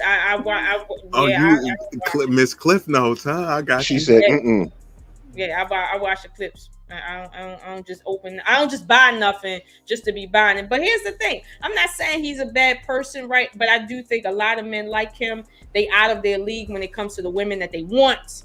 They're not bad. They're just incompatible with what you're looking for, right? Correct. Yeah, you're just not compatible with what you're looking for, and I understand why you looking. That's a good way of putting it, like that smuggle thing.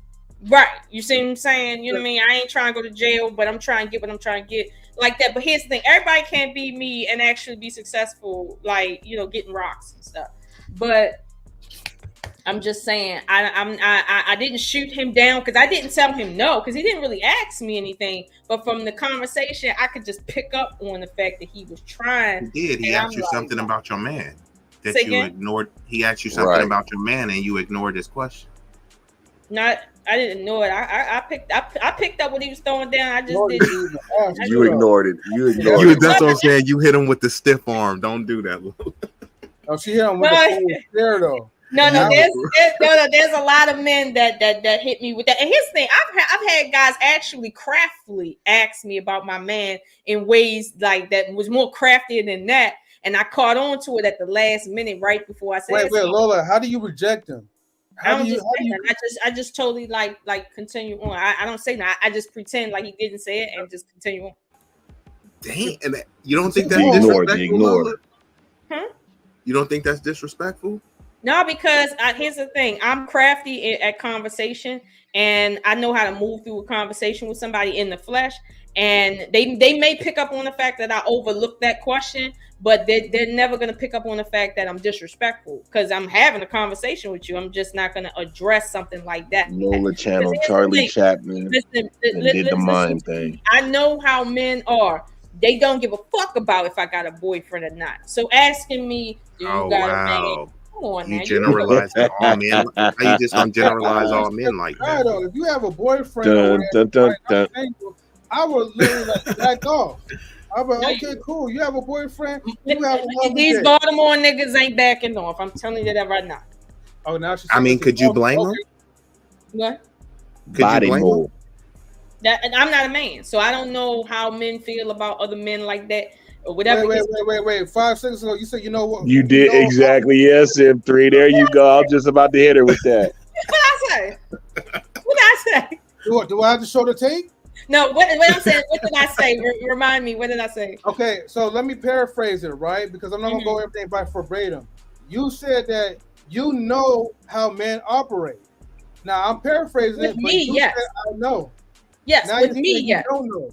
No. What I'm saying is, when it comes to how they operate with me, right? I know what the pattern is. I know what they're gonna do. I know why they're gonna do it. Now, what they do or feel about each other, obviously, I can only speculate. Like you said, well, you know, like men that don't care if you got a boyfriend or not. Why they care to do that or don't care to do that, I'll never know. But in my experience, I haven't had one dude try to holler at me, and when I told him I had a boyfriend, he actually gave a shit. We need that song again. Right. But then, what do you think his intentions was? Do you think they all was trying to smash? Some of them might have just been trying to be your friend. But wait, guys, hold on. How you know they're not trying to be your friend? Yeah, wait, Lord. Before you answer that question, Stan, salutes to you. Thank you for the $1.99 donation. Stan. I'm going to play the super chat donation just for you, my Your brother. viewership of the stream is highly valued, and we appreciate the support. If you would like to contribute to the platform, you can do so by sending a super chat, super sticker, Cash App, or PayPal donation. Thank you for the kind gesture.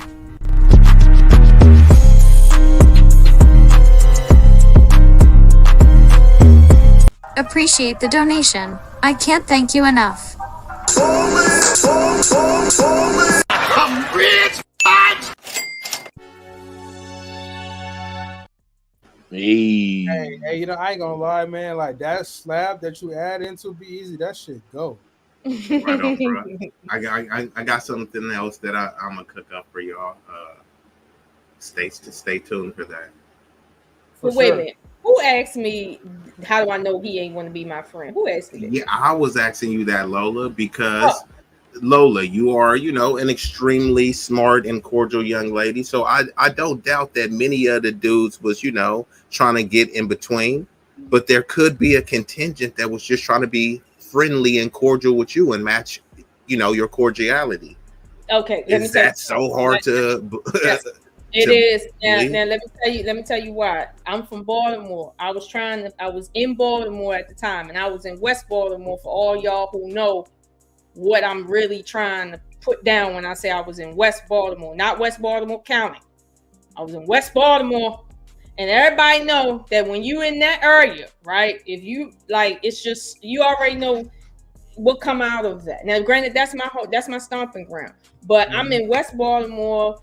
That's the gutter, okay? It just so happened they got good food. It's the gutter, and I'm not saying nothing. You don't know me. I could be a whole man, far as you know. I could be the devil herself or himself, as far as you know. Be my friend. You don't know me. I could be the worst thing that ever happened. You don't know me to want to be my friend. Now, for people who know me, right? If you had any interaction with me, then you understand what I might be in terms of a friend. But if you're just on the street out in a place like where I was at, first of all, you already know most of the chicks out there ain't no good. You already know that. So the fact that you trying to holler at me, I know you trying to smash. I know you trying Wait, no, hold on, Lola, right? That's not always true. Sometimes I might be like in the bottom pit of my life, and I just need someone to talk to. And by you have that type of attitude, you're making me want to like how should I say this? I'm just gonna say go to like the other side. You know what I mean? Hold on, pause. That sound right. You making me cliff. All right, that's what I was gonna try to say. But that's their own censoring, so I don't know how to put it. But you know what I mean. You know, you could have saved a brother's life right now during that pivotal type of moment. Let me tell you something. Lola the homie, not Lola the smasher, or Lola Lola hella mean. She really is. I'm not lying. I didn't know you was this mean. Hold on, let me ask you this real quick, Lola, because you was just talking about how you read and picked up on the energy of the guy, and since you seem to be an upstanding young lady, even if they in West Baltimore and they see you and they picked up on your amazing energy, why do you think they're not hollering because they picked up on your amazing energy? Why do you think they got to be hollering because they trying to hit it from the bike? No, he didn't pick up on my energy, because if he would have picked up on my energy, he would have seen how uncomfortable I was, because he just would have seen it. He didn't even read the uncomfortability in my body language. He just didn't. Like, I never. You was mugging too? No, I wasn't. I don't mug. I'm not a mugger. I'm not a mugger. Shrugged up, held her purse and everything, bro. Hold on. How could we read the body language? But wait a minute. Hold on. Here's what I'm saying. This is what I'm saying. Most men that know how to read women know that if she never turns her whole body towards you, she's trying to tell you she's not interested. If you get my side, that is facts. Like, I'm not trying to give you no indication that I'm trying to keep on beyond just hold on. Yeah, you ain't. Yeah, I was gonna say you're not even supposed to look up. Wait, she never looks up. Wait. In your face, Lola, I can't let you get away with that. Went back to the block rules. When you was telling us the story, right? You told us the ways how, now I'm paraphrasing this, how you give this person a certain type of poker face where you'll still be engulfed and still have a conversation with him, but he would never know that you already silently rejected him. The only difference that you have done, right, pretty much, is that you haven't answered any of his Rico Suavier type of questions. You know what I mean? But other than that, how do we know that you're not giving us mixed signals because you're not really giving us? Okay, let me explain. When you meet someone like me who has manners and you speak to me, I'm gonna speak back. If you say how's the weather, if you say something about the pizza, if you say something about the environment, I'm gonna speak back, right? Because I'm polite. But just because I'm being polite to you does not mean I'm interested in you. You have to watch where I'm looking at, and you have to read my body language, which is 90% of communication. If I'm talking to you like this every now, like I'm talking to you like this, does this look like I'm interested in you? And I'm facing this way and you that way. Do I look interested? It seems like you playing hard to get. Yeah, but Lola, you already said that you don't know me though, so I don't know. Right, I don't know you, and I'm not trying to. I don't know you. I'm not trying to get into more than like a general conversation with you. Like, here's the thing: when I like you, listen to me. As a woman, you got to listen to me as a woman. When I like you, you're gonna get my entire face most of the time. You're gonna get eye contact. You're gonna see it in my body language that I'm comfortable with you, that I want you to see my body. You're gonna get a lot. My voice pattern is gonna change. You're gonna get a lot. But if you're not paying attention to my body language and you think because I'm being cordial with you that I'm trying to show you that I'm like something else, you're gonna get hurt. You're just gonna get hurt. Yeah, then why don't you? Well, Lola, let me ask you this, because I just wanted to ask Lola this, because there's a lot of memes, sentiments, and rhetoric going around where women are saying, hey, they want to be chased and men need to apply pressure. So even if your body language is looking away, I mean, he's probably just trying to apply pressure, right? Because remember, he doesn't know you, Lola. You haven't told him. Right. I'm just saying, Miss O'Shawn, I don't want, nothing of value comes easy. So if you plan hard to get, somebody might just need to ramp up their efforts. If one pickup line didn't work, maybe I need to use a better one. If something else didn't work, maybe I need to try something else. So I do agree about the body language, but some people are picking up on it as like, hey, you were just playing. You really want me to go harder at you, so that's what I'm gonna do. Okay, and that's why you stand there and be rejected because you're not listening. You're gonna get hurt. You know hard, B-I-T-C-H, and you ain't know all that anyway because you didn't listen. It ain't about applying pressure. You can see if a woman likes you, she will giddy, cackle. She will do whatever it can, sigh her eyes, bat her eyes. We all know this. So if you want to apply pressure, guess what? When you get rejected, then you're going to be mad. Then you're going to call her out her name, and you're going to start saying crazy stuff. And M3, I can't argue with you on that. M3, the best thing to say is you're sleeping eternally. Listen, instead of what you were trying to say before. You said, in life it goes outside. Maybe I'm a different breed. Maybe the men in my family are a different breed. I don't know. Maybe we are. Maybe we're just special and different. But from what I know and from where I'm from, if a woman is just not giving you signals that she ain't showing you interest, you just move on. Right. That's it. That's normal. That's normal for normal people, Mr. Bassett. You would think it. There's a reason behind that rhetoric, right? There's gorillas out there, though. You know what I'm saying? They don't just stop. There's gorillas. Guys, hold on for a second. There's a reason why I'm saying this, though. Salute to Marcus. To see you in the comments. Marcus was good. Gorillas in the middle.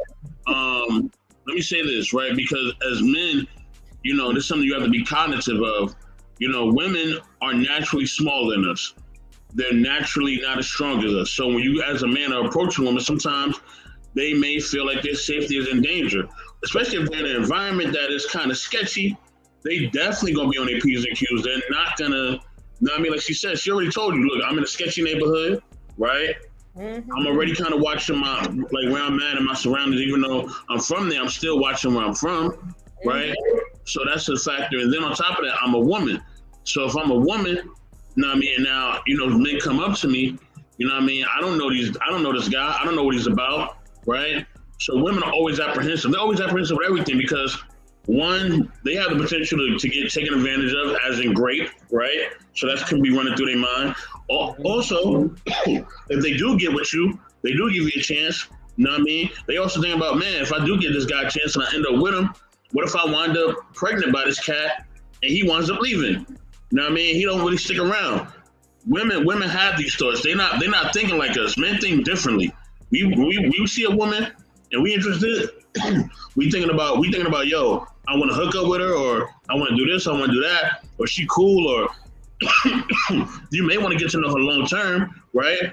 But our process is different, right? We all know as men, you know, we may want to get to know her, but we also want to get to that thing too. You know what I'm saying?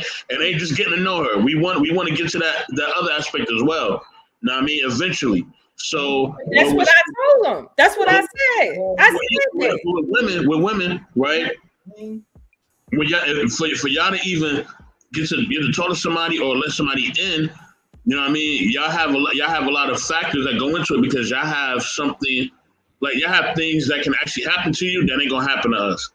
I'm not gonna get great. I ain't gonna get pregnant. Those two things are never gonna happen to me ever with a woman, right? You know what I'm saying? So, or if I'm with a woman, right? So women have those things in their mind. They always are thinking that, okay, especially if they feel creeped out by a guy or the vibes is off, they start thinking those things. And if you see it in their expression that they feel creeped out, it's just time to move on. Like there ain't nothing to talk about. Just move on, let her go. It's over, bro. It's all right. Hey, maybe she may see you again in a different setting, and you know things may be different. But for right now, it ain't rocking. Just moving on. You know what I'm saying? You saying apply pressure in a different setting? No. It's not about. He's not saying apply pressure at all. He's saying read the room, like understand when you have an opening and know when you don't have an opening. In my case, right? Because you asked about me playing hard to get. When I played hard to get, it's because I like dude, but I don't want him to think that I overly like him, right? Or I'm overly attracted to him. So what I'll do is, so you manipulated him. No, I'm not manipulating anybody. I will keep the conversation light, and when he asks for my phone number, I'll be like, what's your social media handle? I'm not gonna say no. I'm just saying, what's your social media handle? And then I'll have him tell me, right? And I'll put his down and tell him mine. And I'll take a couple days to accept his request. And then I'm not gonna sit and blow his inbox up. I'm just not. Wait a minute, hold on, M3, hold on. This is me playing hard to get. But that's because I do want to get gotten. I do. I just don't want to get gotten like, okay, here we go. That's me playing hard to get. But in real life, I don't play hard to get. Like, if I'm not feeling you not hearing from me like that. Like, that's all that it is. If me and you cool, you gonna know that. Like, it's not gonna be. I don't usually wait for people to ask me stuff. I ask them. I'll say that, but I'm gonna be honest with you. Like Mr. Best said, when men approach me, I already know they trying to be. I already know. Like them figuring out if they like me beyond that is a secondary thought. But when dudes approach me, especially in Baltimore, they trying to beat, and I'm not knocking them for that. But at the same time, I can't be concerned with the fact that you trying to beat and you ain't had no sex in 2 years. I can't be concerned with that. That ain't my problem. it really ain't my problem. It could be though. A few years, goddamn. It could be your I'm problem. gonna just say this though, right? For any woman, right? If it's really like the type of man that you really desire, most likely you guys are gonna be the aggressors. Okay. Now I'm not saying you guys are gonna just walk up to a guy and smack his butt and be like come here, bitch, and be my man and all that. But you gonna aggressively put yourself out there where we have no choice but to interact with you. And then when we have to ask you, guys, a little question, how are you? Then you guys gonna start giving us like your 5-page like life story. Look, I already know, man. So that's how that's the easiest way, right?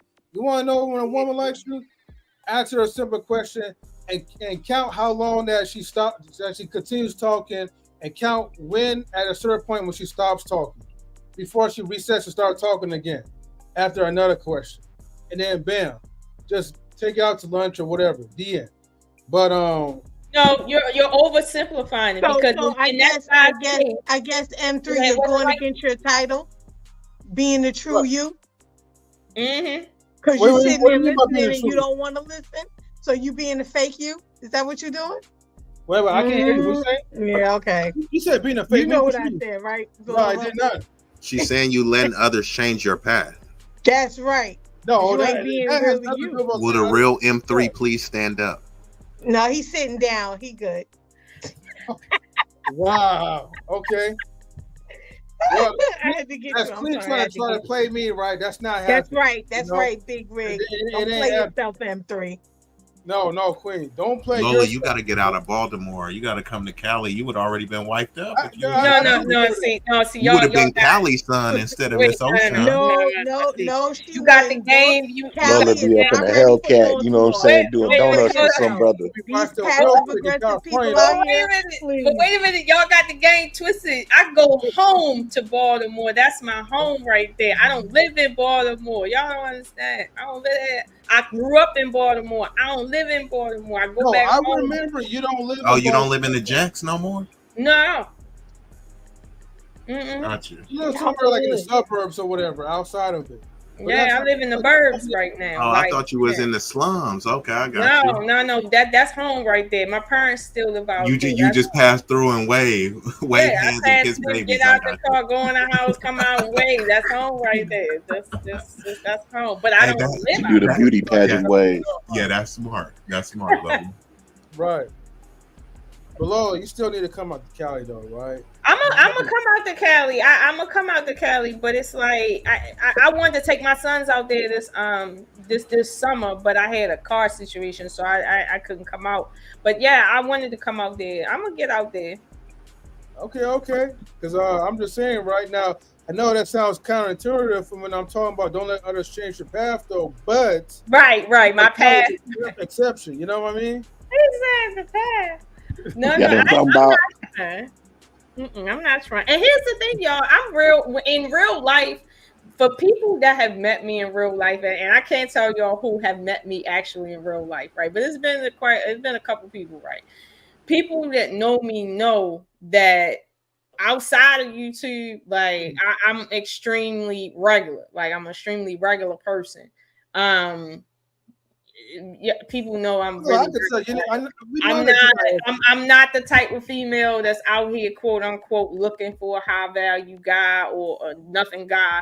I'm not like that. Like I'm kind of like a regular girl. Like that's it. Like if I sense inauthenticity on you, you won't hear nothing from me. I just don't deal with you. Like it's just how it is. I ain't trying to cuss you out. I ain't trying to embarrass you because I know my wing can get split like everybody else. Okay, like right. Yes, it can. No, but no, Lord, but no, it makes sense, and I respect that. You know, except you just don't want a guy that just look at you like certain type of way. You don't want a guy that approaches you socially awkward. You don't want a guy to have a stutter or speech impairment, trip or whatever. That's not what I said. You don't want no I did not say that. Oh my God. No, I didn't say that. I didn't say that. Oh my God, Marcus, you was the best. I didn't. Lola don't want you to approach her unless you got a fresh lineup. Yeah. I mean, you gotta get a good fade and all that stuff, right? I didn't say that. What I said is I could tell in his speech pattern that he was nervous. I could tell that he wasn't sure of himself. I could tell that it wasn't who he naturally was. Because if he would have approached me in the way I know he could probably approach me, the way that fits his personality. Granted, I'm not from that lifestyle, right? But I would have appreciated that more. Like, if besides him trying to be something that he not, I can't get with that. Like, I've been approached by nerds, and what a nerd will do is ask me something real nerdy. And what he doing is he testing the water to see, am I nerd enough for him? And a lot of times they don't understand that every girl that you see that seem a certain way ain't necessarily like that. There's certain things that I'm into that people don't know, but people will be like, yo, you study that and don't talk about it. Yeah, I know a lot. Like, so yeah, but here's the thing. That's just me, but you got to get to know me to know that. You ain't fitting to know that in no damn pizza shop talking about I'm pretty. So, Lola, let me ask you a couple of scenarios right now. What if you came out with no makeup, right? I don't think you're wearing any makeup right now, are you? No. I can't tell. Okay, so you're not, right? So, I just came from martial arts practice. I ain't even gotten in the shower. Okay, all right. So, like, you come in there looking. And she get mad at people for acknowledging the beauty. Right. It's wild. Like at least like 3 times, like, man, like, you know, like that's kind of like weird or whatever, right? When a guy's approaching you and you don't even know the layers behind the makeup or whatever, right? So you come in there from judo practice and somebody just slide on you judo style and be like, yo, girl, I'm feeling you right now. And you absolutely have no makeup. So are you going to still take that as an insult, be like, how dare you for approaching me when I'm not ready with my makeup? Or are you going to embrace and be like, hey, okay, well, maybe this guy is liking me for me because I don't see anything of him being inauthentic. You know what is the definition of a 304? The definition of prostitute? No, prostitute. What's a 304? That's what it's supposed to be. A 304 is supposed to be a hoe. A hoe is supposed to be a prostitute. Someone. Every girl ain't earning money from. I know. That's why not every girl should be called a 304. People be they're sluts, bluesies, tramps, okay, yamps. You know what I mean? Okay, I got you. Okay, well, I'll say this, right? Here's the thing. If I entertain every guy that thought I was pretty, I would be a 304 by definition. I would. No, not really, unless if he offers. Yes, I would. But hold on, what do you mean by entertain? Because no one said for you to bust it open for him, right? If he takes you on a business meeting and we can discuss, hey, what I'm just saying, right? We're trying to figure out where it's gonna go. But see, I think you are projecting when it comes to the let's just say the sexual escapades, because you think every dude from West Baltimore want to hit. Could that be because you are a little bit horny, Miss O'Shawn? Ooh. I'm just saying, like it's natural. You can let it out. No, here's the thing. Be yourself, Lola. All humans. Be yourself, Lola. All humans are horny. That all humans are horny. But let me tell you something. As a woman, something that you'll never experience. Every single guy that has approached me has sex on the brain. Every single one. All right? Every single one. Hold on. You said every single one has what? I didn't hear that. Every single one has sex on the brain. Every single one. In Baltimore, it says that approached her. So basically, out of 1,000 guys that approach her, there's no opposite number to it. It's just all straight, perfect 100s. That hey, I want to approach Lola because I want to have sex with her. I don't care about getting to know her. I just want her to bust her wide open. I'm not saying that. I'm not saying some of them didn't care to get to know me, because a lot of them did get to know me. But I know from knowing them that when they first saw me, if they didn't know me already, right, like in some capacity, they were thinking, I want to fuck. Is that's what they came across as like evident, or that's just the conclusion that's usually have over every guy? Because here's the thing though, right? Now I know you mentioned about Baltimore guys, but what if someone that's not from Baltimore, right, came up to you and approached you in a way how they approach you, but they came up to you and be like, look, hey, look, I'm really enjoying this conversation.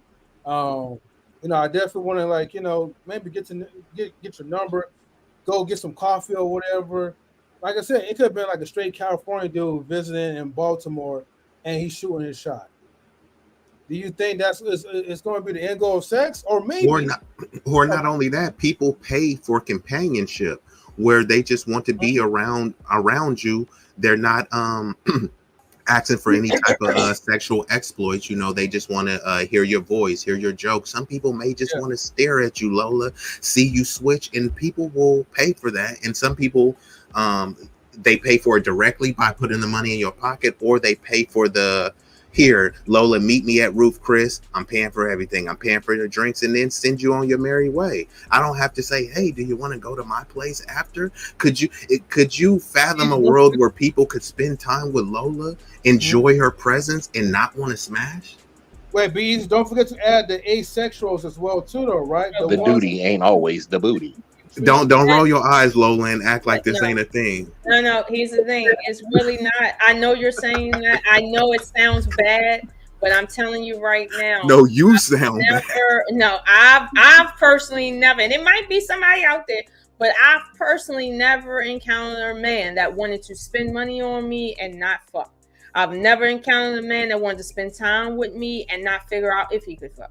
I've never encountered a man that wasn't thinking about that in some capacity. Okay, like never encountered a man like that. I think basically the thing to the story is she met the guy. She didn't feel comfortable. His vibe wasn't right. She wasn't with it. He didn't get a number. Then materialized. Now let me tell you what I was thinking about the image in my mind with the vibe. Right, he was giving me, when you get it the slightest bit attached to me and I don't like you, you'll kill me.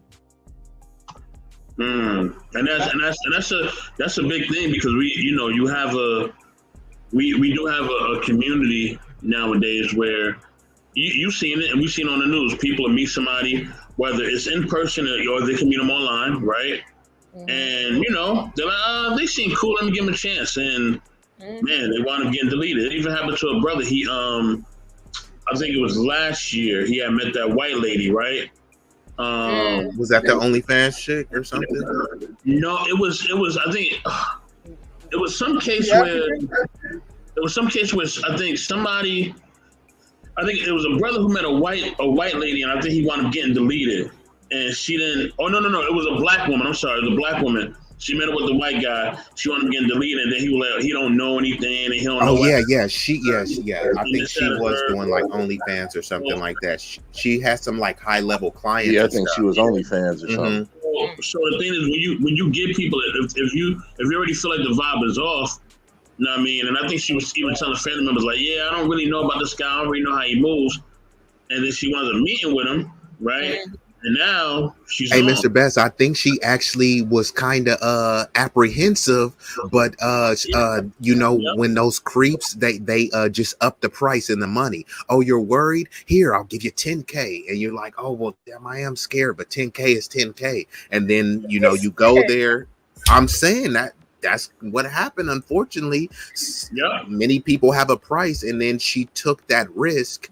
And unfortunately, it ended up in her demise. But yeah, there are some people, that do that. I actually personally know someone that, there was on some like To Catch a Predator type stuff on the news, and they went somewhere to like meet up with somebody, and they end up getting like, I think it was like some sort of sting or raid or something, because they was. Just trying to meet up with somebody and like, hey, I wasn't trying to, they claim they wasn't trying to do anything, but like, yeah, the text messages and all the other stuff said differently. So, I mean, who knows how that would have ended, but yeah, they was part of like a task force where they you know, I'm not gonna say anyone's name, but they like busted some people that was doing that, like To Catch a Predator type stuff. But a lot of the people that do that, they have good jobs, you know what I mean, like wives, family, like the people have families and they are still doing that stuff. So, you know, yeah, I mean, to both of y'all point, you really don't know, you know, you really don't know. So I do appreciate you trying to like protect yourself at all costs, Miss O'Shawn. Yeah. So. Well, exactly. It be these YouTube videos too where they be catching the dudes who be trying to talk to underage minors. It's a whole YouTube channel based on that. Like the guy be trying to talk to a minor, and then all of a sudden these grown men roll up on him like, "Oh, you trying to meet a minor, wasn't you?" You know what I'm saying? So you know, when you out here, you moving around, man, you gotta be really aware of your surroundings, because if you don't know a person and they just give you a iffy vibe, man, or even the money. That's why I was bringing up the money, because the money does distort people too, because when you start thinking about, like, this is kind of to what Lola Point was saying, like, look, you know, I know I'm not ugly, but like, look, I know I ain't that fine, right? And if you kicking with somebody and they like, I really want to spend time with you, I'll fly you here on first class for you got to think, like, I don't really know this person, like, why are they really doing all? And some people get distorted, like, yeah, I'm just that bad person, that's why they want to do it. It's like, no, they got some other plans for you. You know what I mean? Like, a lot of people won't even fly their own mama first class. You know what I mean? They flying you first class and got money and got everything you asked for. So that's where the saying too good to be true. And then some people kind of weaponize that against you. Oh, Miss O'Shawn, I tried to take you to Roof Chris. I would have paid for everything. I would have took you on a spa date. And then they try to make you feel guilty. And even some girlfriends like, girl, you dumb. You should have went and got, and then... No, you know, see, and that's what females would do. I've had a female say that to me one time, and so like, why would you do that? That was dumb. He had money, but here's the problem: I ain't a broke bitch. So the thing is, money don't turn me on, like really at all. When I need like money, like don't get me wrong, shit happens. When I need money, I don't think, oh man, what guy do I got in my phone that I can go out with so I can go to eat? Like, listen, when my father come through, we go to places like Roof Chris just for the fuck of it. So nobody's taking me no place that I haven't already been just on the fly. Like, come on, like it's fucking food for goodness sake. Like, let's be real. It's food. All right, like it, that's not impressive. Like here's the thing. When a chick don't got and you got, she's in that fight or flight mode because she's trying to get something. But when you meet a chick where she ain't in fight or flight mode and you throwing your money around and she like, okay, well, I got the same thing you got. The problem is you think you're operating with her the same way you operate with them other females. It's not like it is. If you can't operate with me based on your personality, based on what you bring to the table as a human being, not as just a hot quote unquote value guy, you're not going to get my attention because you making money. That's what everybody makes out here. You know how many incels live out here? I live in an Asian community. Okay, all of them making over $130,000 a year. All of them. Like that's average shit. Like, so why would you think that that's going to work on me? That works on some females when you flex money and be at the club throwing it up. But when you look at me and I see you say, hey, Lil, I'm about to go out to the club. I'm about to pop bottles and spend $400 at the club or more than that at a club. The first thing I'm looking at is you renting an apartment, throwing that kind of money into celebrating literally nothing. Okay. I don't know. I can't introduce you to my father because you fucking stupid. So that's what it is. You ain't getting me like that. Don't get me wrong. I'm not going to tell you that you fucked up. I might even hang out with you, but I'm not fitting to like do nothing with you when you like you showing me like you want a certain type of female that can see you as a hero. Go get that girl. Go get her. The one that can see you as a hero is the chick that need a dinner date. That's the one that's like, oh my God, he got money and we going to eat steak. Like, go get her, not me. I'm not that girl. I cook my own steak. Listen, I grill for real. Like, hey, I grill. I got you on a steak dinner when you come to Cali, Lola. Listen, no. If I come to Cali, I want to eat something only Californians eat. Like, I want to come to California and eat. She wants some In-N-Out and she wants some. Okay, I got you on the In-N-Out. Yeah, I need something different. But let me tell you. I think men also got to be kind of careful. It's that thing, Lola. Cool. I shot my shot successfully. Thank you, Lola.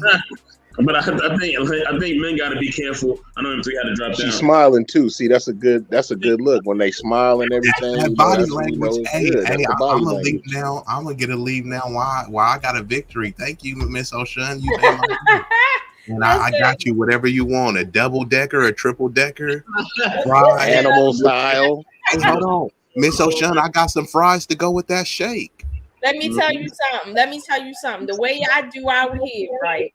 If I like you, I might invite you to Philadelphia just to go get a cheesesteak, like, because I live like an hour and a half from there. So I'm like, here I come. Like I do stuff like that because don't get me wrong, some females, not a lot, but some females feel like the more you spend on the food, the more they think you like them. And my thing is, I'm a foodie for real. I like to eat what I like to eat. Sometimes what I like to eat is cheap as hell, and sometimes it's not. But the thing is, I like what I like. And, you know, if you're the type of person that feel like you're going to take me someplace and just spend a lot of money on food and your personality don't have to match mine and you don't have to come authentically as a person, I don't care how much money you spend. I'll walk off a date and not give a fuck. That's what happened to a dude I went out with. He owned an IT company and we went to this expensive restaurant, like this exclusive restaurant. The meal came to like almost $300, and all I had was one plate. And I was like, okay, I wouldn't have done this, but all right, that's what he wanted. And then he thought because he spent that kind of money that I owe him like a kiss at the end. And I had to let dude know, like, hold on, y'all, like, I don't know you like that. Like, get that music, get that music. Guys, hold on for just 1 second, right? I had to come back up because Marcus dropped in a $2 donation. Also, Marcus, salutes like to you. Thank you for the donation. Of course, you know, as always, I'm going to play the super chat song real Your quick. viewership of the stream is highly valued, and we appreciate the support. If you would like to contribute to the platform, you can do so by sending a super chat, super sticker, Cash App, or PayPal donation. Thank you for the kind gesture.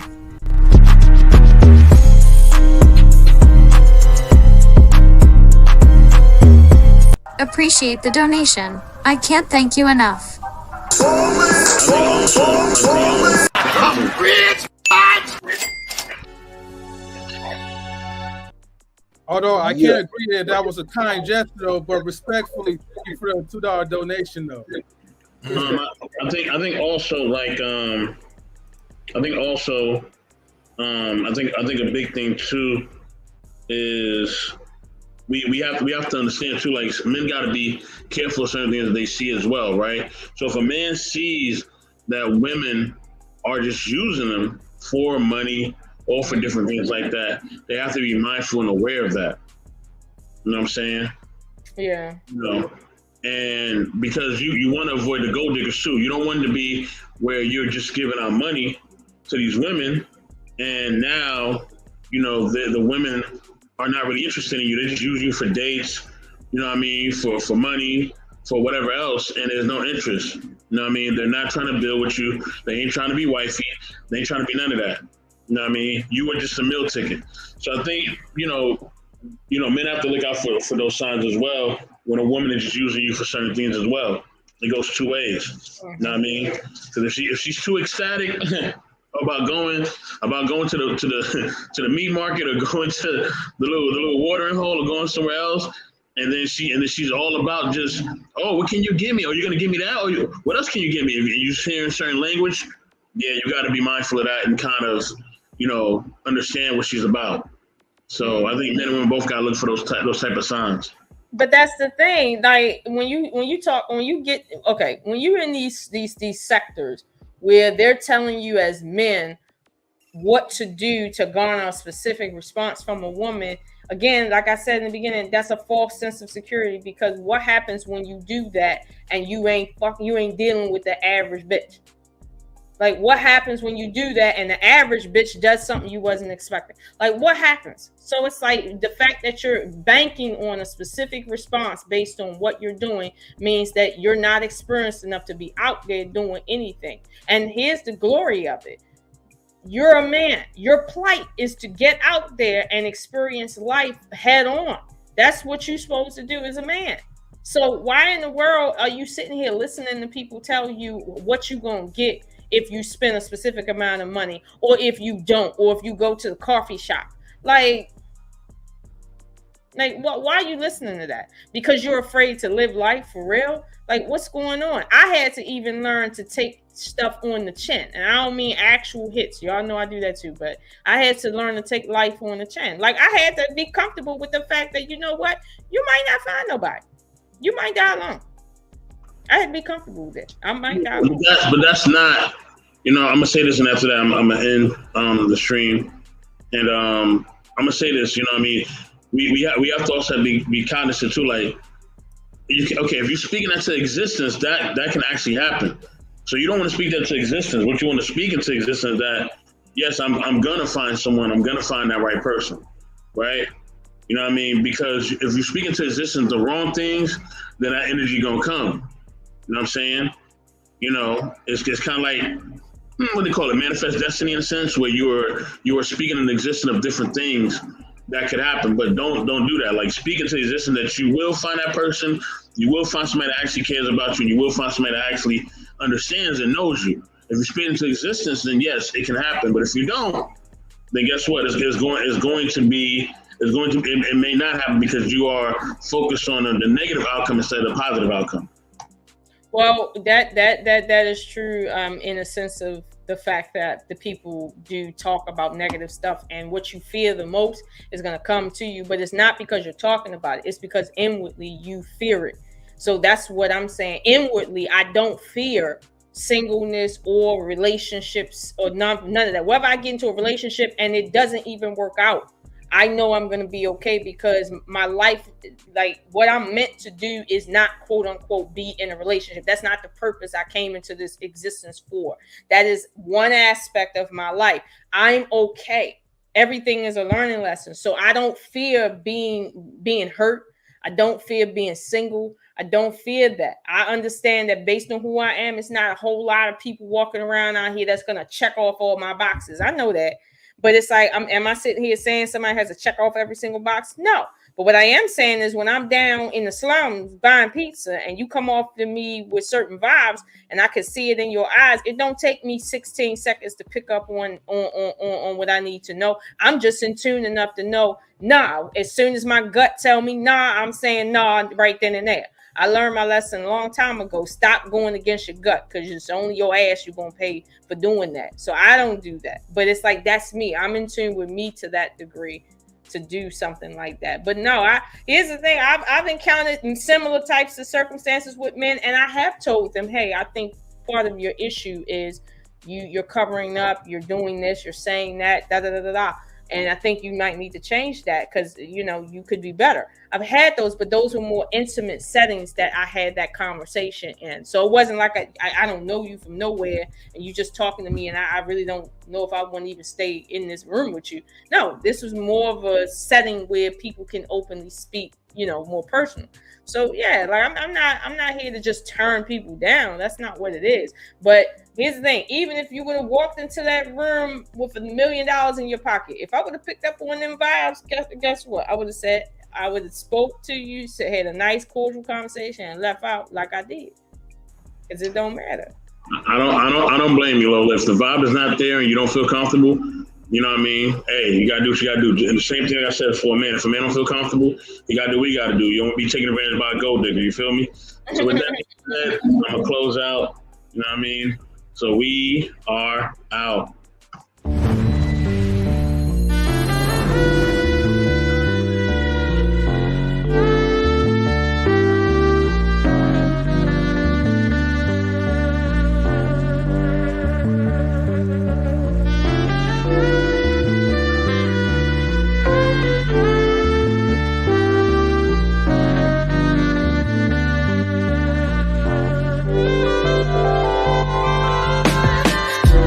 Thank you.